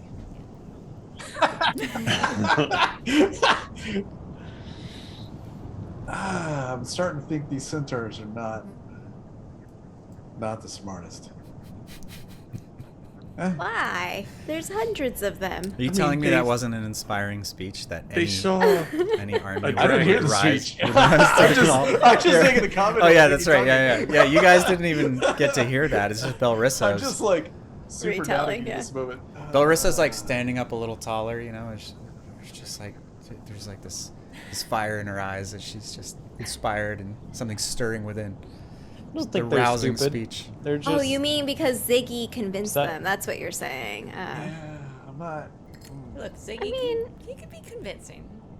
Yeah, convincing. I want to just put my boot. You know. Yeah. I know what. You got So the we gotta impression. decide. You got the impression from Cattell last night that it was not going to take much to stir Right. Asaros and the tribe. Like, they've been waiting for this. They hate the Tinker far more than you guys have reason to, and they're super fired up. And there's a dragon saying he will accompany them. It's Yes. like, Yeah. it's like All right, it's got like a megaphone. I get it. All right, so So if we have hundreds of people, centaurs, like coming in from the outside, I feel like that would distract enough of them. If we stick to the original plan, we I'm might be gonna okay. sacrifice the centaurs. I thought. I mean, I think Oh, wow, you our people. best way in. I think What is the alternative? That was the original plan. Yeah, like our Tell best thought it way was inside. great. It's to fight with them, but I mean the other option is to try to sneak in as clouds and somehow hide on the inside until it's go time, and then drop down from above. Super sneaky. super. Maybe if No, I but it's had- gonna be it's gonna be Maybe if I had hours better before they get boots. here, though. Maybe you had better boots. You really want to wear elf boots? I clank around a lot. We don't have to sneak in. Of course, We've I got our wear way elf in. boots. He Yeah. Yeah, wants we us could in. just walk in with the. I think the invitation is still our best bet. Let's get some good sleep. Get rested up. Yeah, morning. Whoa. We've got. Do we not want to do any scouting? Like not the ziggurat. I think that's a really bad idea. But The scouting, instructions were to stay alive, and I feel like I don't know. If you think so, I'll go. What, do you want to along go with it, but spelunking? I'm not Like, really that The night, interested. the night before the big fight. like, yeah. Yeah. Do I see any like Thelusian script on this building that we're in? Make an Can I tell investigation what it check. is? I'm super good at that too. Take that, Vinadil. Yeah. But I rolled a natural 1. Take Oh, that, not no. Vinadil. Oh no. Cool, 10. You rolled a 1. I rolled a Yeah. 1.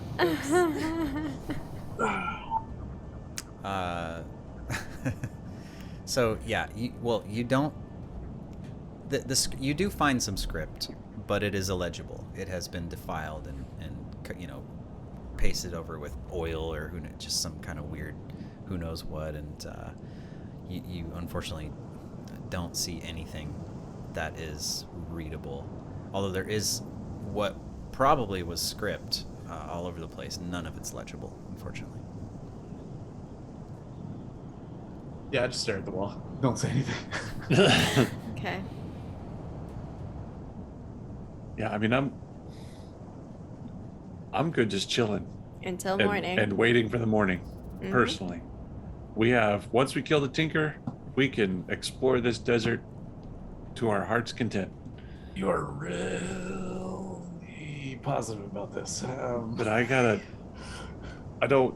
want to risk getting found or like stumbling upon something more than we think. We got hundreds of centaurs moving this way. And just we gotta so be we're ready for it. clear for tomorrow, if we go in there, the plan is to not be aggressive until they seem to leave or have to react to the centaurs.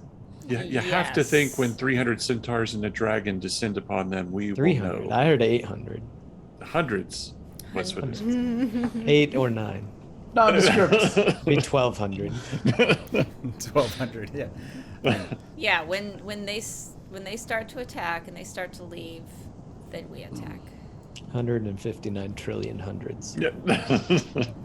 A lot of numbers. That many It's hundred. gonna be lots It's a lot of centaurs. Lots of centaurs. This is a crazy place. And are we confident that they're gonna let us just walk in, like, with this invitation? No, they might execute us on the spot. Yeah, I mean, Okay. there is a possibility that we may need to fight sooner. If they aggro us, don't just take it. Obviously, we're just gonna fight back. Your conversations with Valk, with the goblin Valk, prior to this, were suggestive that you would be like guests of honor at this place. Like you are invited. They want you to come in, and Valk wanted to introduce you to the Tinker. Like you have been sort of cordially invited to this wasteland of a place, and it was heavily implied that there would not, you wouldn't be attacked. Like you're welcome here.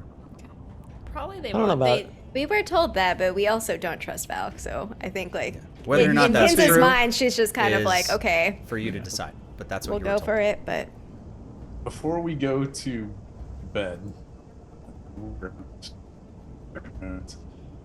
Kins, can you do a favor for me? You have any not destructive lightning spells, but like smaller? you Lightning? want me to cast non-destructive lightning spells? I want you to cast Do it you at know 14. how much fun it is to be destructive? I'm learning skill or tips from Belarissa. I want to It's so see. much I fun. want to see what happens. Do you remember how Lazanex This group. used the forge? And I don't have any lightning-based spells right now. I want to see how the soul steel reacts to lightning. Okay. I'm gonna have 14 like stand way off.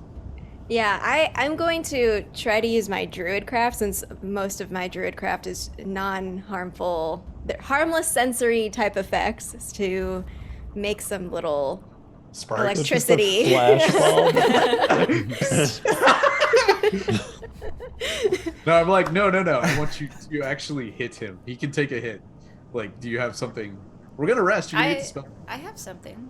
You do? Uh-huh. What do you got? Shocking grasp. Oh, There it says lightning springs from your hand to Okay. a creature. Yeah, that would work. It's like a little. Go shock him. Okay. He's not gonna punch you. Okay. Not gonna punch. Reach really far back. Like, Belarissa, as you reach out and you put your hand on 14's sort of on the side of his arm. 14 is a large dwarven-shaped metallic construct, and he's sort of very wide and very heavy looking. And you kind of reach out, put your hand on him, and you shock him with your shocking grasp. And immediately as you do, there's all the various like joints and sort of internal workings of 14 begin to glow. And you can tell that there's this almost this bluish light kind of emanating from the internals Hey, Vinny, of 14. get closer to 14. Tell me what you feel. No. Vinny, weird things Look, whenever Vanna. Vin, at you don't this. even have to get closer, because as this happens, you're on the other side of the room, just kind of minding your business, and you suddenly feel this almost magnetic pull towards 14.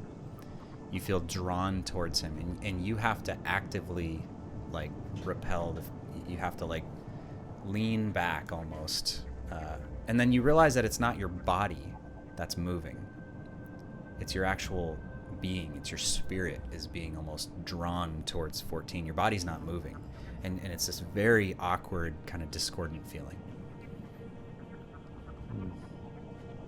Let's take this a step further. Go shock Vinny. I look over at Vinny. I am not immune to lightning. I don't know what. Like, You're made of the same stuff. Just older. just older. It's All not right. gonna kill you. I know. All right, go ahead.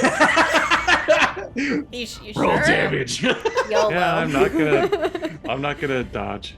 Okay. I'll hold up my arm. I shock you. For 2d8. Okay, roll Ah. damage. 2d8. Wow. Yeah. Max damage. 6. it would be funny. It would It's be on a funny. teammate, so it's max damage.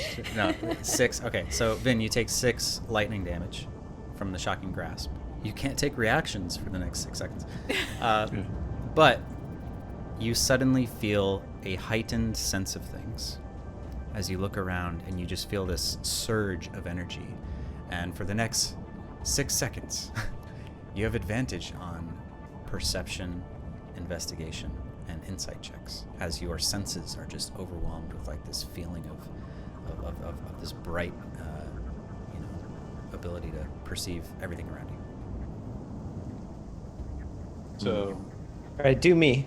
Do me next. oh no. I want a jolt. I don't think you understand what's going on here. We're Like good. Mountain Dew. Don't shock Not him. into- So, Whoa. It was perception and investigation. And what else? And insight. Insight. You just What did feel you- really smart all of a sudden, basically. And during that 6 seconds, you incited on Valk as to whether he actually means to kill us or is actually gonna. from days ago. Yeah. That's how it works. I retcon an insight check Flashes from it back, and you're like, I several think weeks that guy ago. was lying. I play that conversation back in my head. Yeah. Yeah, I'm not sure how we would use this. That is fascinating. I think on it. What did you feel when I mean, this 14? body, it's like, 14 tried to suck my soul into it. I don't know what else was going on there, but like, That's I intense. don't like that.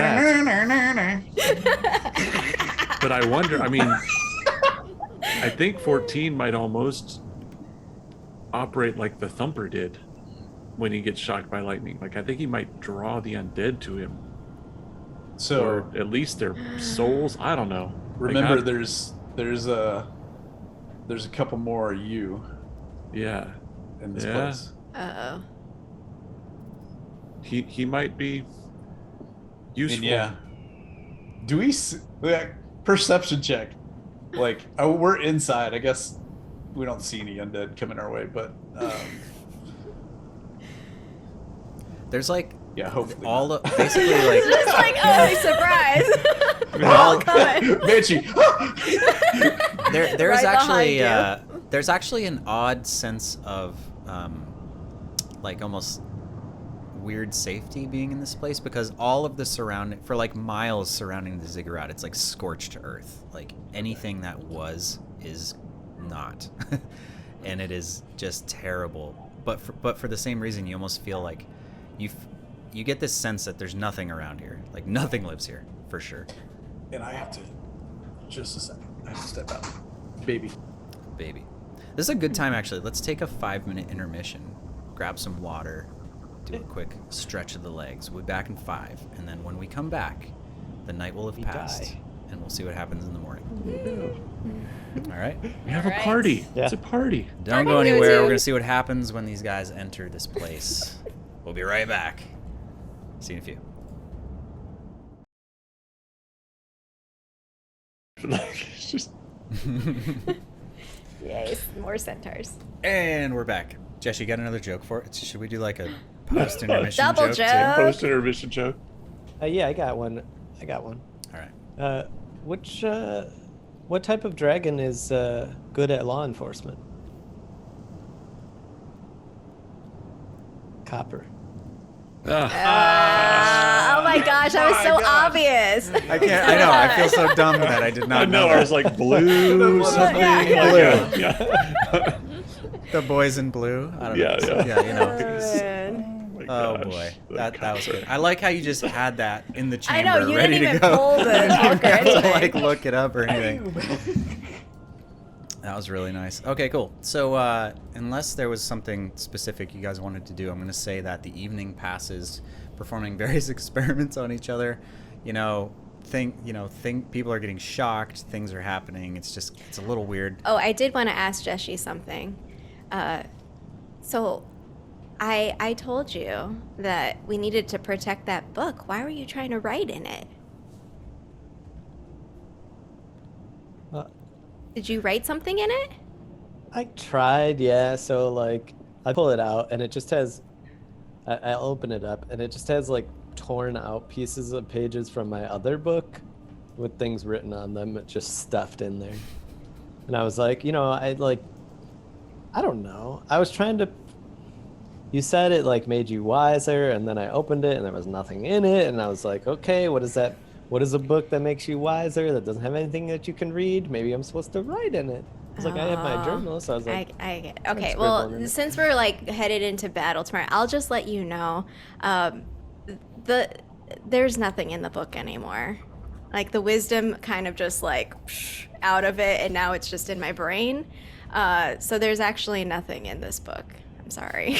I was messing with you before. There's nothing in it, and I'll just like flip through the pages to show him.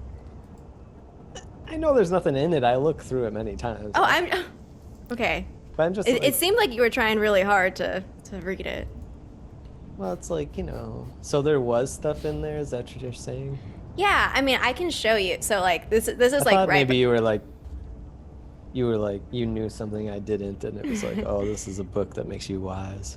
So just right before we go to bed, I'm going to use actually a feature of my mold earth cantrip, and I'm gonna like make little two little pictures side by side on the ground, and it's gonna be like giant tree, looks like Savoy, and a bunch of like stuff around it, and side by side, and I'm gonna be like, okay, this was in the book, and I kind of remember it. You just have to, find the differences between these two photos. And then I'm gonna be like, good night, Cheshi, and I'm gonna go to bed. God. Oh my god. Okay, I don't sleep, so searched how for many- A differences. 5-year-old just walks up and goes, "It's right there. That's the just points it out immediately." Yeah. How many hours do I stay awake watching Jesse? It's not a scooter, Look at it's this. a sailboat. Yeah. I'm a master at photo hunt. Let's do Well, this thing. okay, so spoiler alert, joke. It's the same picture, so Oh no. we'll see how long it takes. So, hey, we just got rated by freaking Nerds Media. Hey guys, hope you're streaming well. Thanks. Good to see you. Appreciate you being here. Oh my gosh. Jessie is currently trying to solve a puzzle designed for 5-year-olds, and it's not going well for him. The night Jessie. passes. Get some sleep. Finally. Finally. The night passes. You guys wake up the next morning before dawn. Everybody's a bit tense. Yeah, we're the same picture. Yeah, Jessie maybe has I been just up all night misremembered just it. like trying to figure this thing out with very little luck. Yeah, nobody got a good night's sleep for sure. It's a little cold. It's a little bit tense. There's this smell here that's just kind of by now it's just kind of permeated all of your clothing and your armor, and it's just this kind of acrid, almost something in between like the acrid smell of black smoke and smog and like death, and it's just everywhere, and it's hard to be comfortable. But you wake up and kind of get yourselves together, eat some trash berries. You guys, what do you want to do? I'm gonna check in with Ziggy, see where they're at. Okay. Check in with Ziggy, and he says, hey, Duchess. Hey, the boys say we are a few hours away. Oh. We're almost close to the perimeter, so you better. Where are you? Are you in this? It's early in the morning. What are you inside right now? Did you meet the Tinker yet? Not yet. Not yet. We're just about to leave right now. All right. Listen, don't do anything that I wouldn't do before I get there. All right, then you could do it, but not before because I gotta protect you, even though you go a little buck wild with the shooting sometimes, but it's okay. We're gonna be there soon, and there is a lot of these horse people. They're coming. Awesome. Okay. All right. Thanks. Let them know. So they're 3 hours out, so we gotta hustle. We're what, like Should 2 we have miles? them wait? We're 2 miles out. Is that where we are? Ish. Okay. Yeah. You're about a mile away.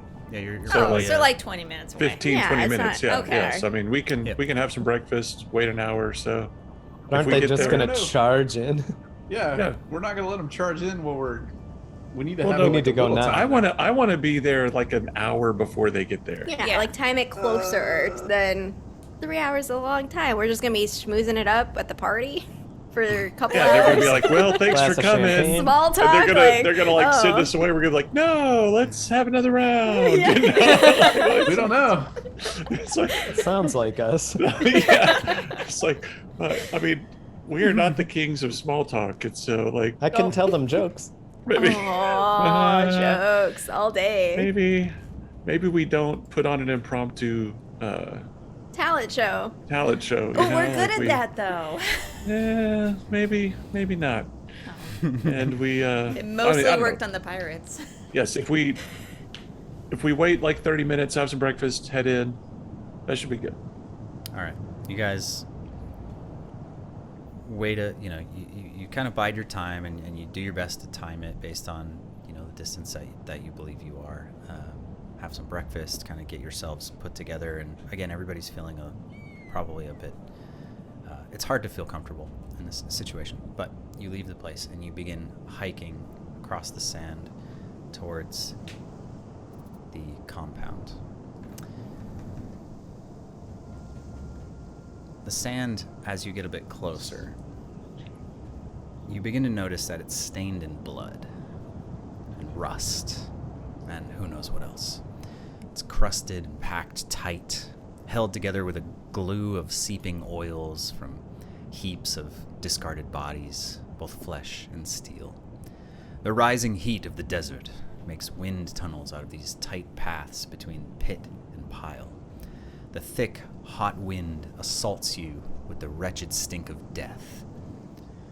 At every corner and crossroads, a robot, a machine wanders.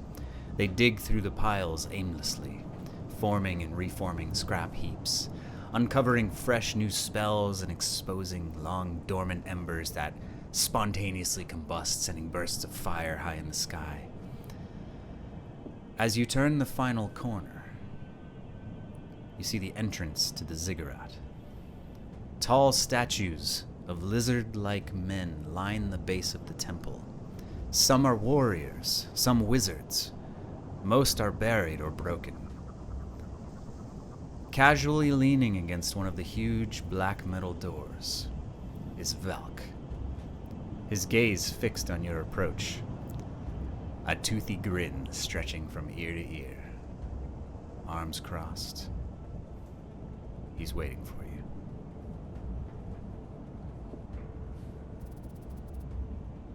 Walk in. Yeah, hello, Valk. I'm behind you guys. Oh, hey, Valk. We're here. I didn't We're bring here for anything. the party. Bring it in. Welcome, my friends. Oh god. I half expected you to ignore my gracious invitation. I'm pleasantly surprised you're here. We had to see what Strongly you were all considered about. it. Tell me, how was the journey? You didn't break down along the way, did you? No, why did you? We're just people walking, so no. Oh, I'm just jesting. I'm just joking. Now that you're here, I'll cut to the chase. I hate it here. I hate it.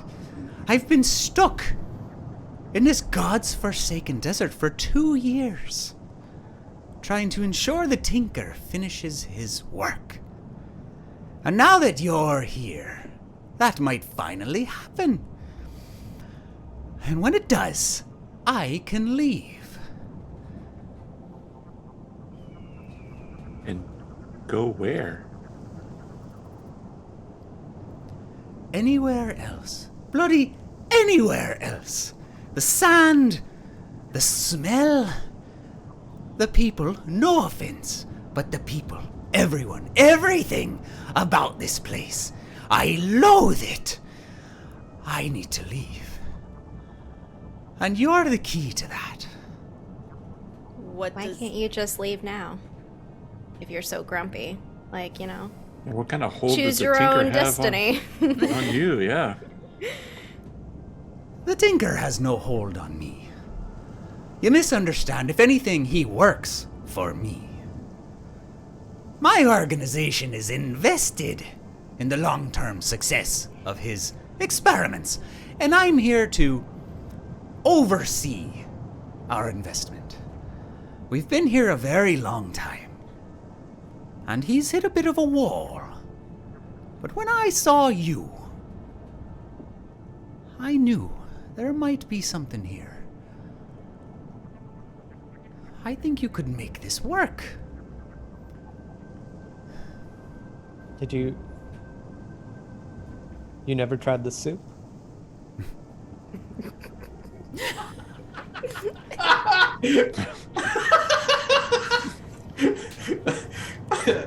I'll make it for you later.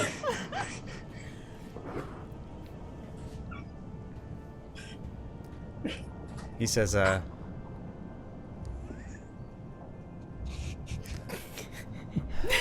Anyway. Sorry, that was good. It was very good. Why don't we head inside, then? Our host is waiting. After all, that's why you've come, is it not? To meet the Tinker. Yeah, I guess so. Is there anything like about the Tinker that we should know? And just, I'm sorry, it's Tinkerer? Tinker. It's rude to not know the person who's hosting your name. His honorary. True. Does he have a Probably name not his other name. than We the need it tinker? in text. Is he your lordship? Is he... How do we address Mr. this Tinker? person? According to Valk, Valk's in charge. He has turned and has walked inside. All right, well, conversation over. I don't think we're ever gonna find out, Josh. Guess we don't have to worry about Is it offending me? the tinker. Am I the or- one that makes people walk away? I don't know. Who cares? No, That's no, okay. no, it's, No, it's fine. definitely not. All right. Are you following? Yeah. Okay. So, Yes. well, a couple It- things you noticed. Okay. Yeah, hold that thought for a sec. So a couple things you noticed as you were approaching. First of all, is that nothing was aggressive. There were a handful. There's like different almost types of these creations, these tinker bots, you know, and you fought quite a few of them along the way over the last couple of weeks. So you're familiar with kind of the hodgepodge nature of how these things are created. But you've also, in a couple times, been near some of the larger, more put together versions, and they tend the ones that were with Valk, the ones that fought alongside you when the Horde attacked the Oasis. There's like a pretty big difference between some of the more, you know, well-built ones and the other sort of more hodgepodge ones. And as you guys are walking through this place, some of them they're almost like feral, like they're almost like confused, and they operate kind of almost without direction. You almost got attacked a handful of times, but at one point one of the big ones just kind of stepped in between you and the sort of random robots and like cleared a path for you, essentially. So these things know you're here, and they've sort of allowed you to enter without any problems. Another thing you noticed is as you passed by these pits of undead, there are these large sort of metallic gates that hold them kind of inside, and they are all wrapped with a very familiar set of chains. So that's something you noticed, Vinadil, as you're walking through. So you kind of get this sense of like it's this extremely unpleasant and obviously very dangerous place, but nothing is being overtly aggressive towards you or anything like that. Do I get the sense they don't really care? Well, Valk just said it. They don't really care about this place, the Ziggurat, or don't understand what it is. Can I? Are there any scripts or anything in Thelusian, like, as we're walking in? Yeah, as you're walking in, make a perception check, Thorcom. Then what were you going to say? Better. No, I mean, I was going to do the same thing once we got in. I want to see what the space 14. looks like.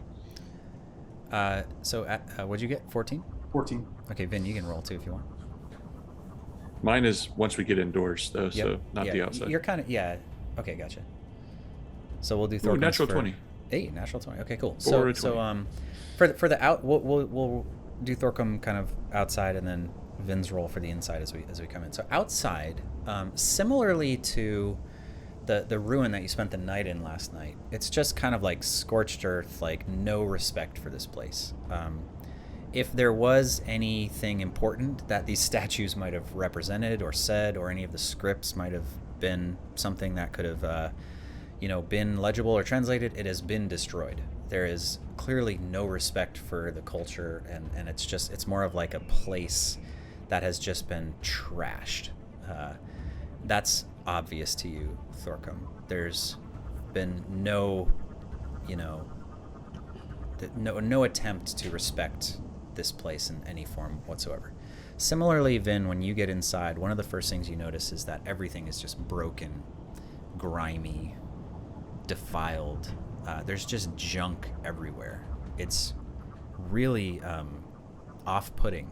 It's this juxtapose of this like really beautiful old ruin, of which you've recently kind of learned a lot about the Thulesian culture, and now you're seeing it just being completely ruined by everything that's going on here. And there's this, I suppose as a robot you don't smell, but everybody else, you guys would kind of be having a hard time just breathing. It's gross here. So like piles of, because I was trying to get a feel for like, are there columns in the room and different, or is it just kind of open rooms or that kind of thing? Yeah, so there's kind of a foyer, like an antechamber as you come in, and there are some broken columns. One half of the room is just collapsed, and there's a bunch of just junk kind of thrown haphazardly into the corner.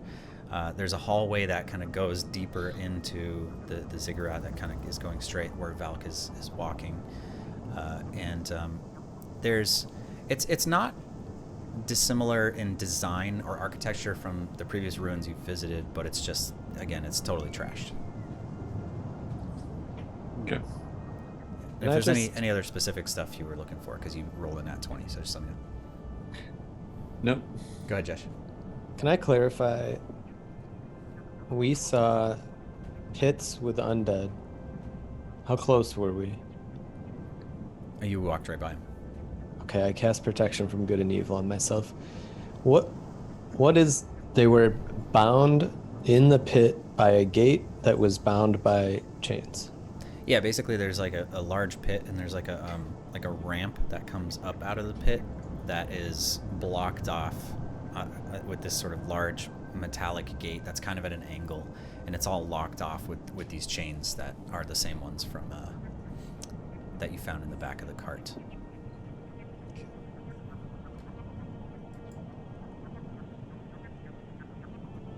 Jeshi is very uneasy with the proximity to this. Yeah, Jesse, imagine like all of the things that you loathe and hate the most in this world are like all basically combined in this place, and you're surrounded by it. What I know of Jesse is I would expect him to be extremely uncomfortable. Just all around.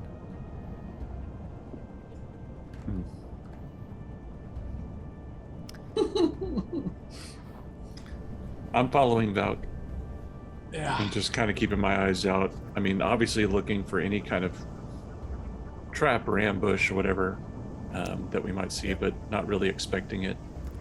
There is a Vin, as you're following Valk, or actually, let's see.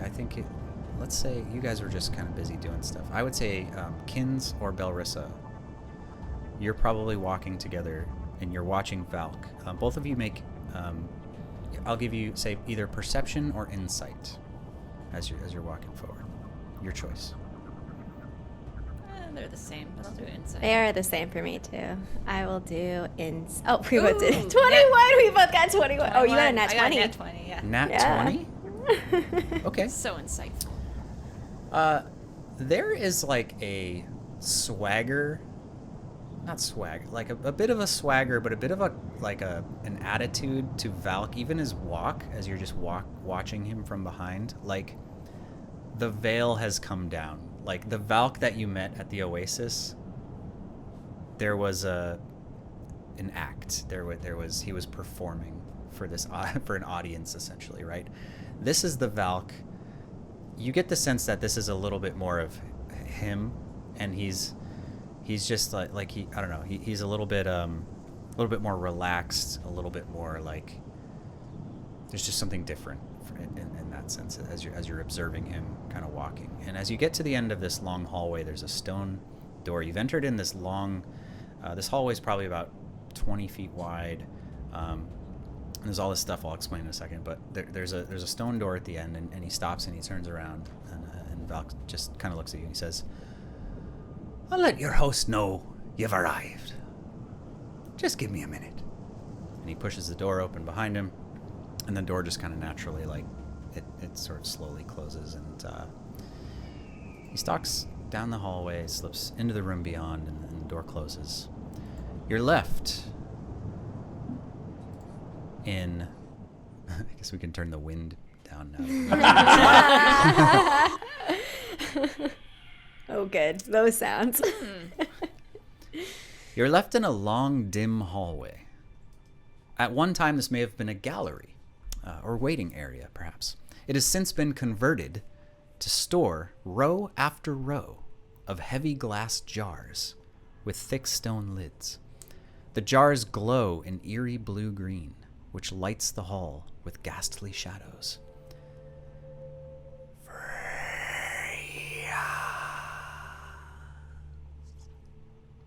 While the group stands, waiting for what comes next, staring at the peculiar jars and bolstering their resolve, Vinadil, your vision begins to swim.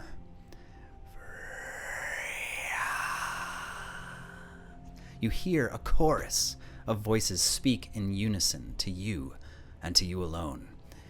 "He must let us die. He has lost his way. By the ancestors, let us go." All these voices, 1,000 voices, seem to ring in your ears all at the same time. The hallway seems to fall away beneath your feet, Vin. You can focus on nothing but the cacophony of sound, the entreating of the voices to free them, to end their suffering. Without realizing it, you begin to scream. Back in the hall, Jesse, you see Vinadil clutch his head in his hands. He begins to scream, and simultaneously you feel Darkforge awaken. You can feel the vibration at your hip.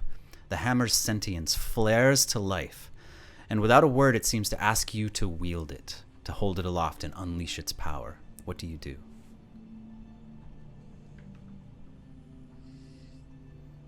Am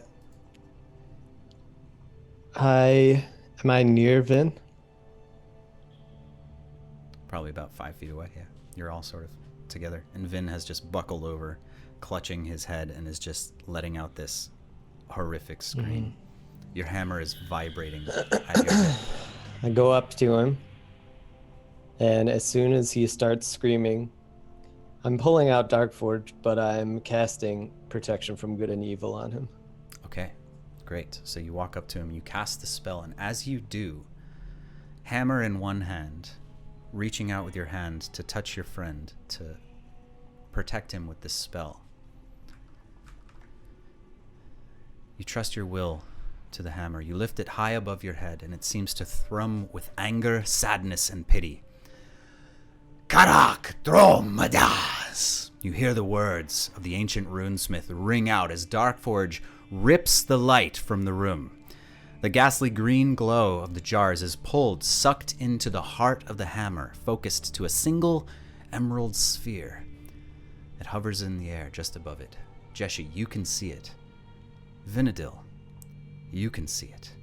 The psychic pain eases immediately, and your focus is drawn to the orb. A figure begins to emerge, coalescing in the air above Darkforge. The sallow, withered features of a dwarf begin to form. He has lost his way.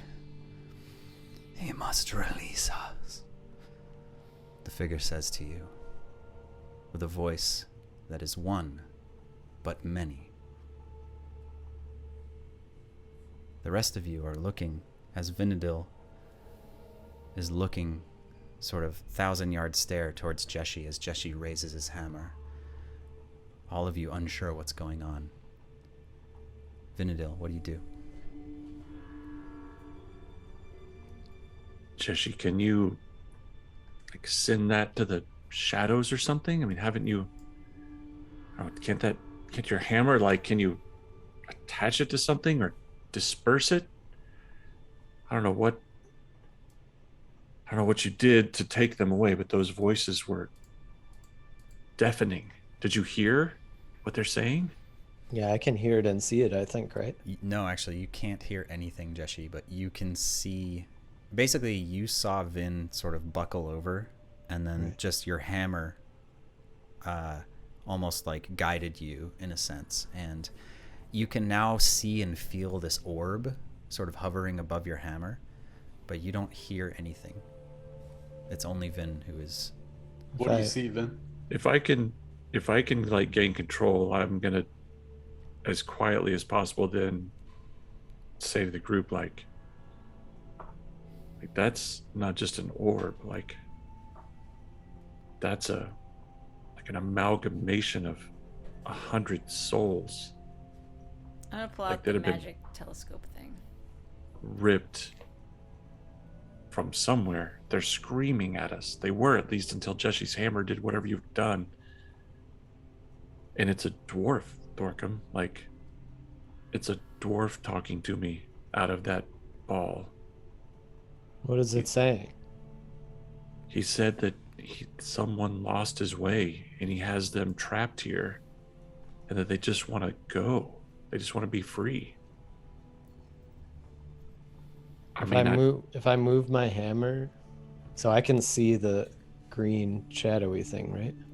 Yeah, you can actually see the orb of light, but you wouldn't see the spirit itself that Vinadil is conversing with. Vinadil seems to be just sort of staring at this orb of light as far as you can tell. Belrissa, you pull out your spyglass of true seeing, and you look through it. And standing in front of Vinadil, there is the ghostly form of a dwarf. And as you look around, from the jars seem to be slowly emerging hundreds of these other spirits, all just kind of generally looking in the direction of Vinadil right now. Do you see them? Yeah, there's a lot of them. There's a lot of them. They're in. Can we break the jars? Is it that simple to release them? Belrissa, the experiment we did last night? Yes. Shock 14. Are you sure? Not really. As I hear that, I'm gonna take a knee and hold on to Jeshi. Okay. And I'll go up and shock 14. Okay. You walk up and just like last night, you shock 14 and immediately kind of step back and peer through the spyglass and look around, and you see that as 14 begins to glow, that sort of bluish glow, the spirits around start to, all of them, draw towards 14. But after a few moments, you see them like suddenly start clawing as they're being pulled backwards and are just pulled back to these jars. Vinadil, you hear the voice again. Only he can free us. We are bound here. If we break the jars, will it free you? They cannot be broken. Who can free you? He has lost his way.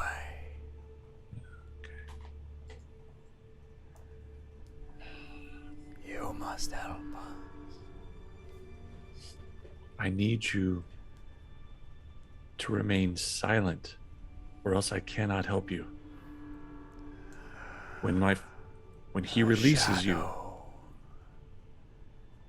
the shadow is coming. yeah, we know. Can we see? Can everybody see this orb? No. No. Okay. You can imagine pretty awkward as you're all kind of standing around. Nothing's happening. Staring Except at for Vin. Can you take the orb then? it's just light, It's just light. Okay.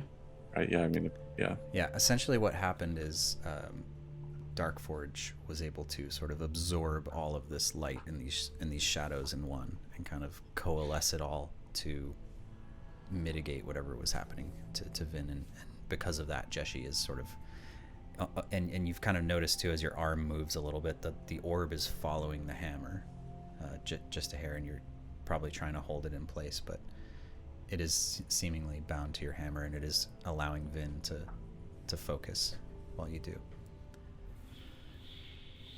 I don't know how long you can hold that, Jeshi, but it's the only thing keeping me standing upright right now. I think Valk is coming. Yeah. Can we keep moving? I'm going to just one more time whisper to this spirit, we will free you. I need you to keep them quiet.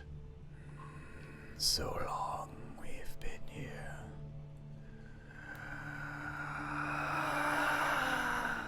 And it sort of swirls back towards the orb, and as it does, Jeshi, the hammer thrums, and the orb itself just kind of disperses in 1,000 directions as these swirling greenish lights kind of peel off and then disappear. Your hammer comes down, the thrumming stops, and Vinadil, you can sense the presence, you can feel the discordance and the discomfort, but it is not debilitating. It's like it's being suppressed. As you stand up, get your composure, the stone door opens. Your attention is drawn to the doors as they seem to fold open of their own accord. Come, is the sole command from within. As you move towards the door, go ahead. Okay, no, you go ahead. We're gonna see. As you move towards the doors, you look inside. The room is strewn with workbenches and equipment. Every inch of space is draped with parts and pieces. It is, however, not filthy. Messy, yes, but dirty, no, not by the standards of this place. The chamber opens wide and continues deeper into the fortress. It may have been a meeting chamber or great hall at one time.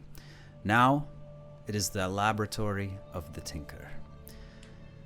A familiar figure resembling Vinadil, though larger, stands glowering at you with red glowing eyes. A roaring hearth burns to his left. A long, thick work table to his right.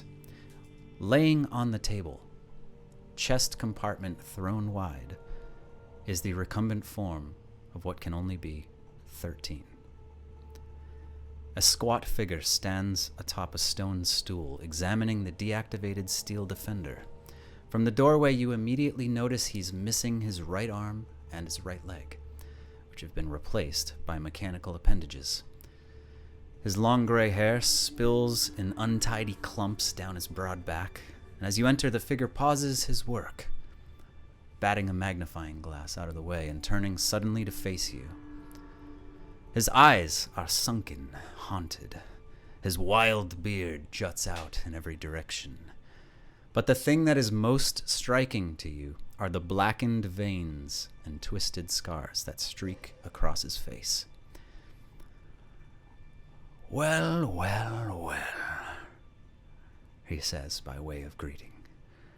As you look between each other, confused, apprehensive, you notice that one of you is drained of all color.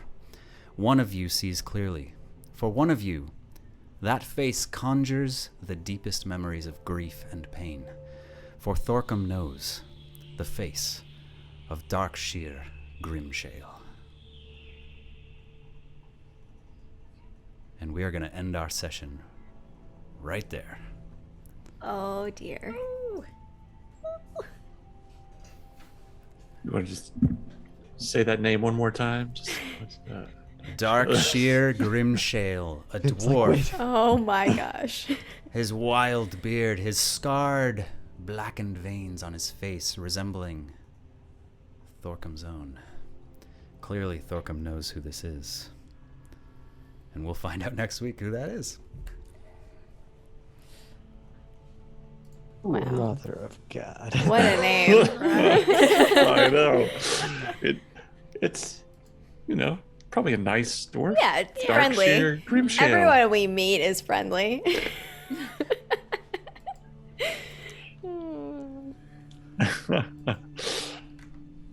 You made it. It's a good plan. Yeah, we made it all the way through. Yeah. No fights. No big deal. Yeah. 14 just Got a got couple shocked a little. hundred ghosts following us around, and a couple Yeah, it's thousand undead out It's there. fine. all They good. made friends with Finn. It's all good. That's Kind right. of. The ghosts are on our side. They're relying Thank on God us. for the hammer, Yeah. Mostly. Oh yeah, right. All right, I'm going to find a raid if you guys want to talk for a second here. Let's see. Oh my gosh. So, Thorcum, you in for Saturday? I don't know. I can't tell you a thing. Thorcum is gonna be like, we're gonna ask all the questions. Thorcum's like, I can't tell you that. Yeah. And question Can't tell one you from the that. audience: who is this guy? Can you tell us everything you know about him? Question I know who it is. Like, I mean, I'm not going to stop you guys from talking about it or anything like that. If you want to talk about it, go for it. That's totally fine. But we will definitely find out in a more, a more story-wise capacity next week. no, we'll wait. We'll Rampant wait till speculation will be happening. That's right. That's right. Maybe we can do a drawing episode where we all draw what we think this person There looks you like. go. What? Okay, what's your man. last name, All Thorcum? my humanoids turn out exactly the same. Isn't it Forge Forge Fire? Yeah. Okay, Fortune. Okay. Okay. You're another Grimshale, are you? So that's his secret. Well, his I think he his said- undercover Changed name. it. Exactly. The veins exactly. look the same, but you don't actually look like him. Right. It's the vein. It's a skin Yeah, condition. it's the. Mm-hmm. They all have the It's same. definitely Thorcum's dad. It's a gland. Yeah. It's his second dad. I don't It's a genetic thing. Second dad. Yeah. Evil twin. What if Thorcum is the clone? Yeah. Oh my gosh, we just twisted. We've just been traveling with a clone this whole Oh time. my god. We're gonna raid these guys. You're the Boba Fett to Insomnia the Jango? Night RPG sounds badass. We don't know who these are, but they just started about an hour ago. Let's go raid them. Ask them how the plan's going. Hey, thanks for hanging out, everybody. You guys are awesome. We had a good crowd tonight. A lot of cool stuff happening.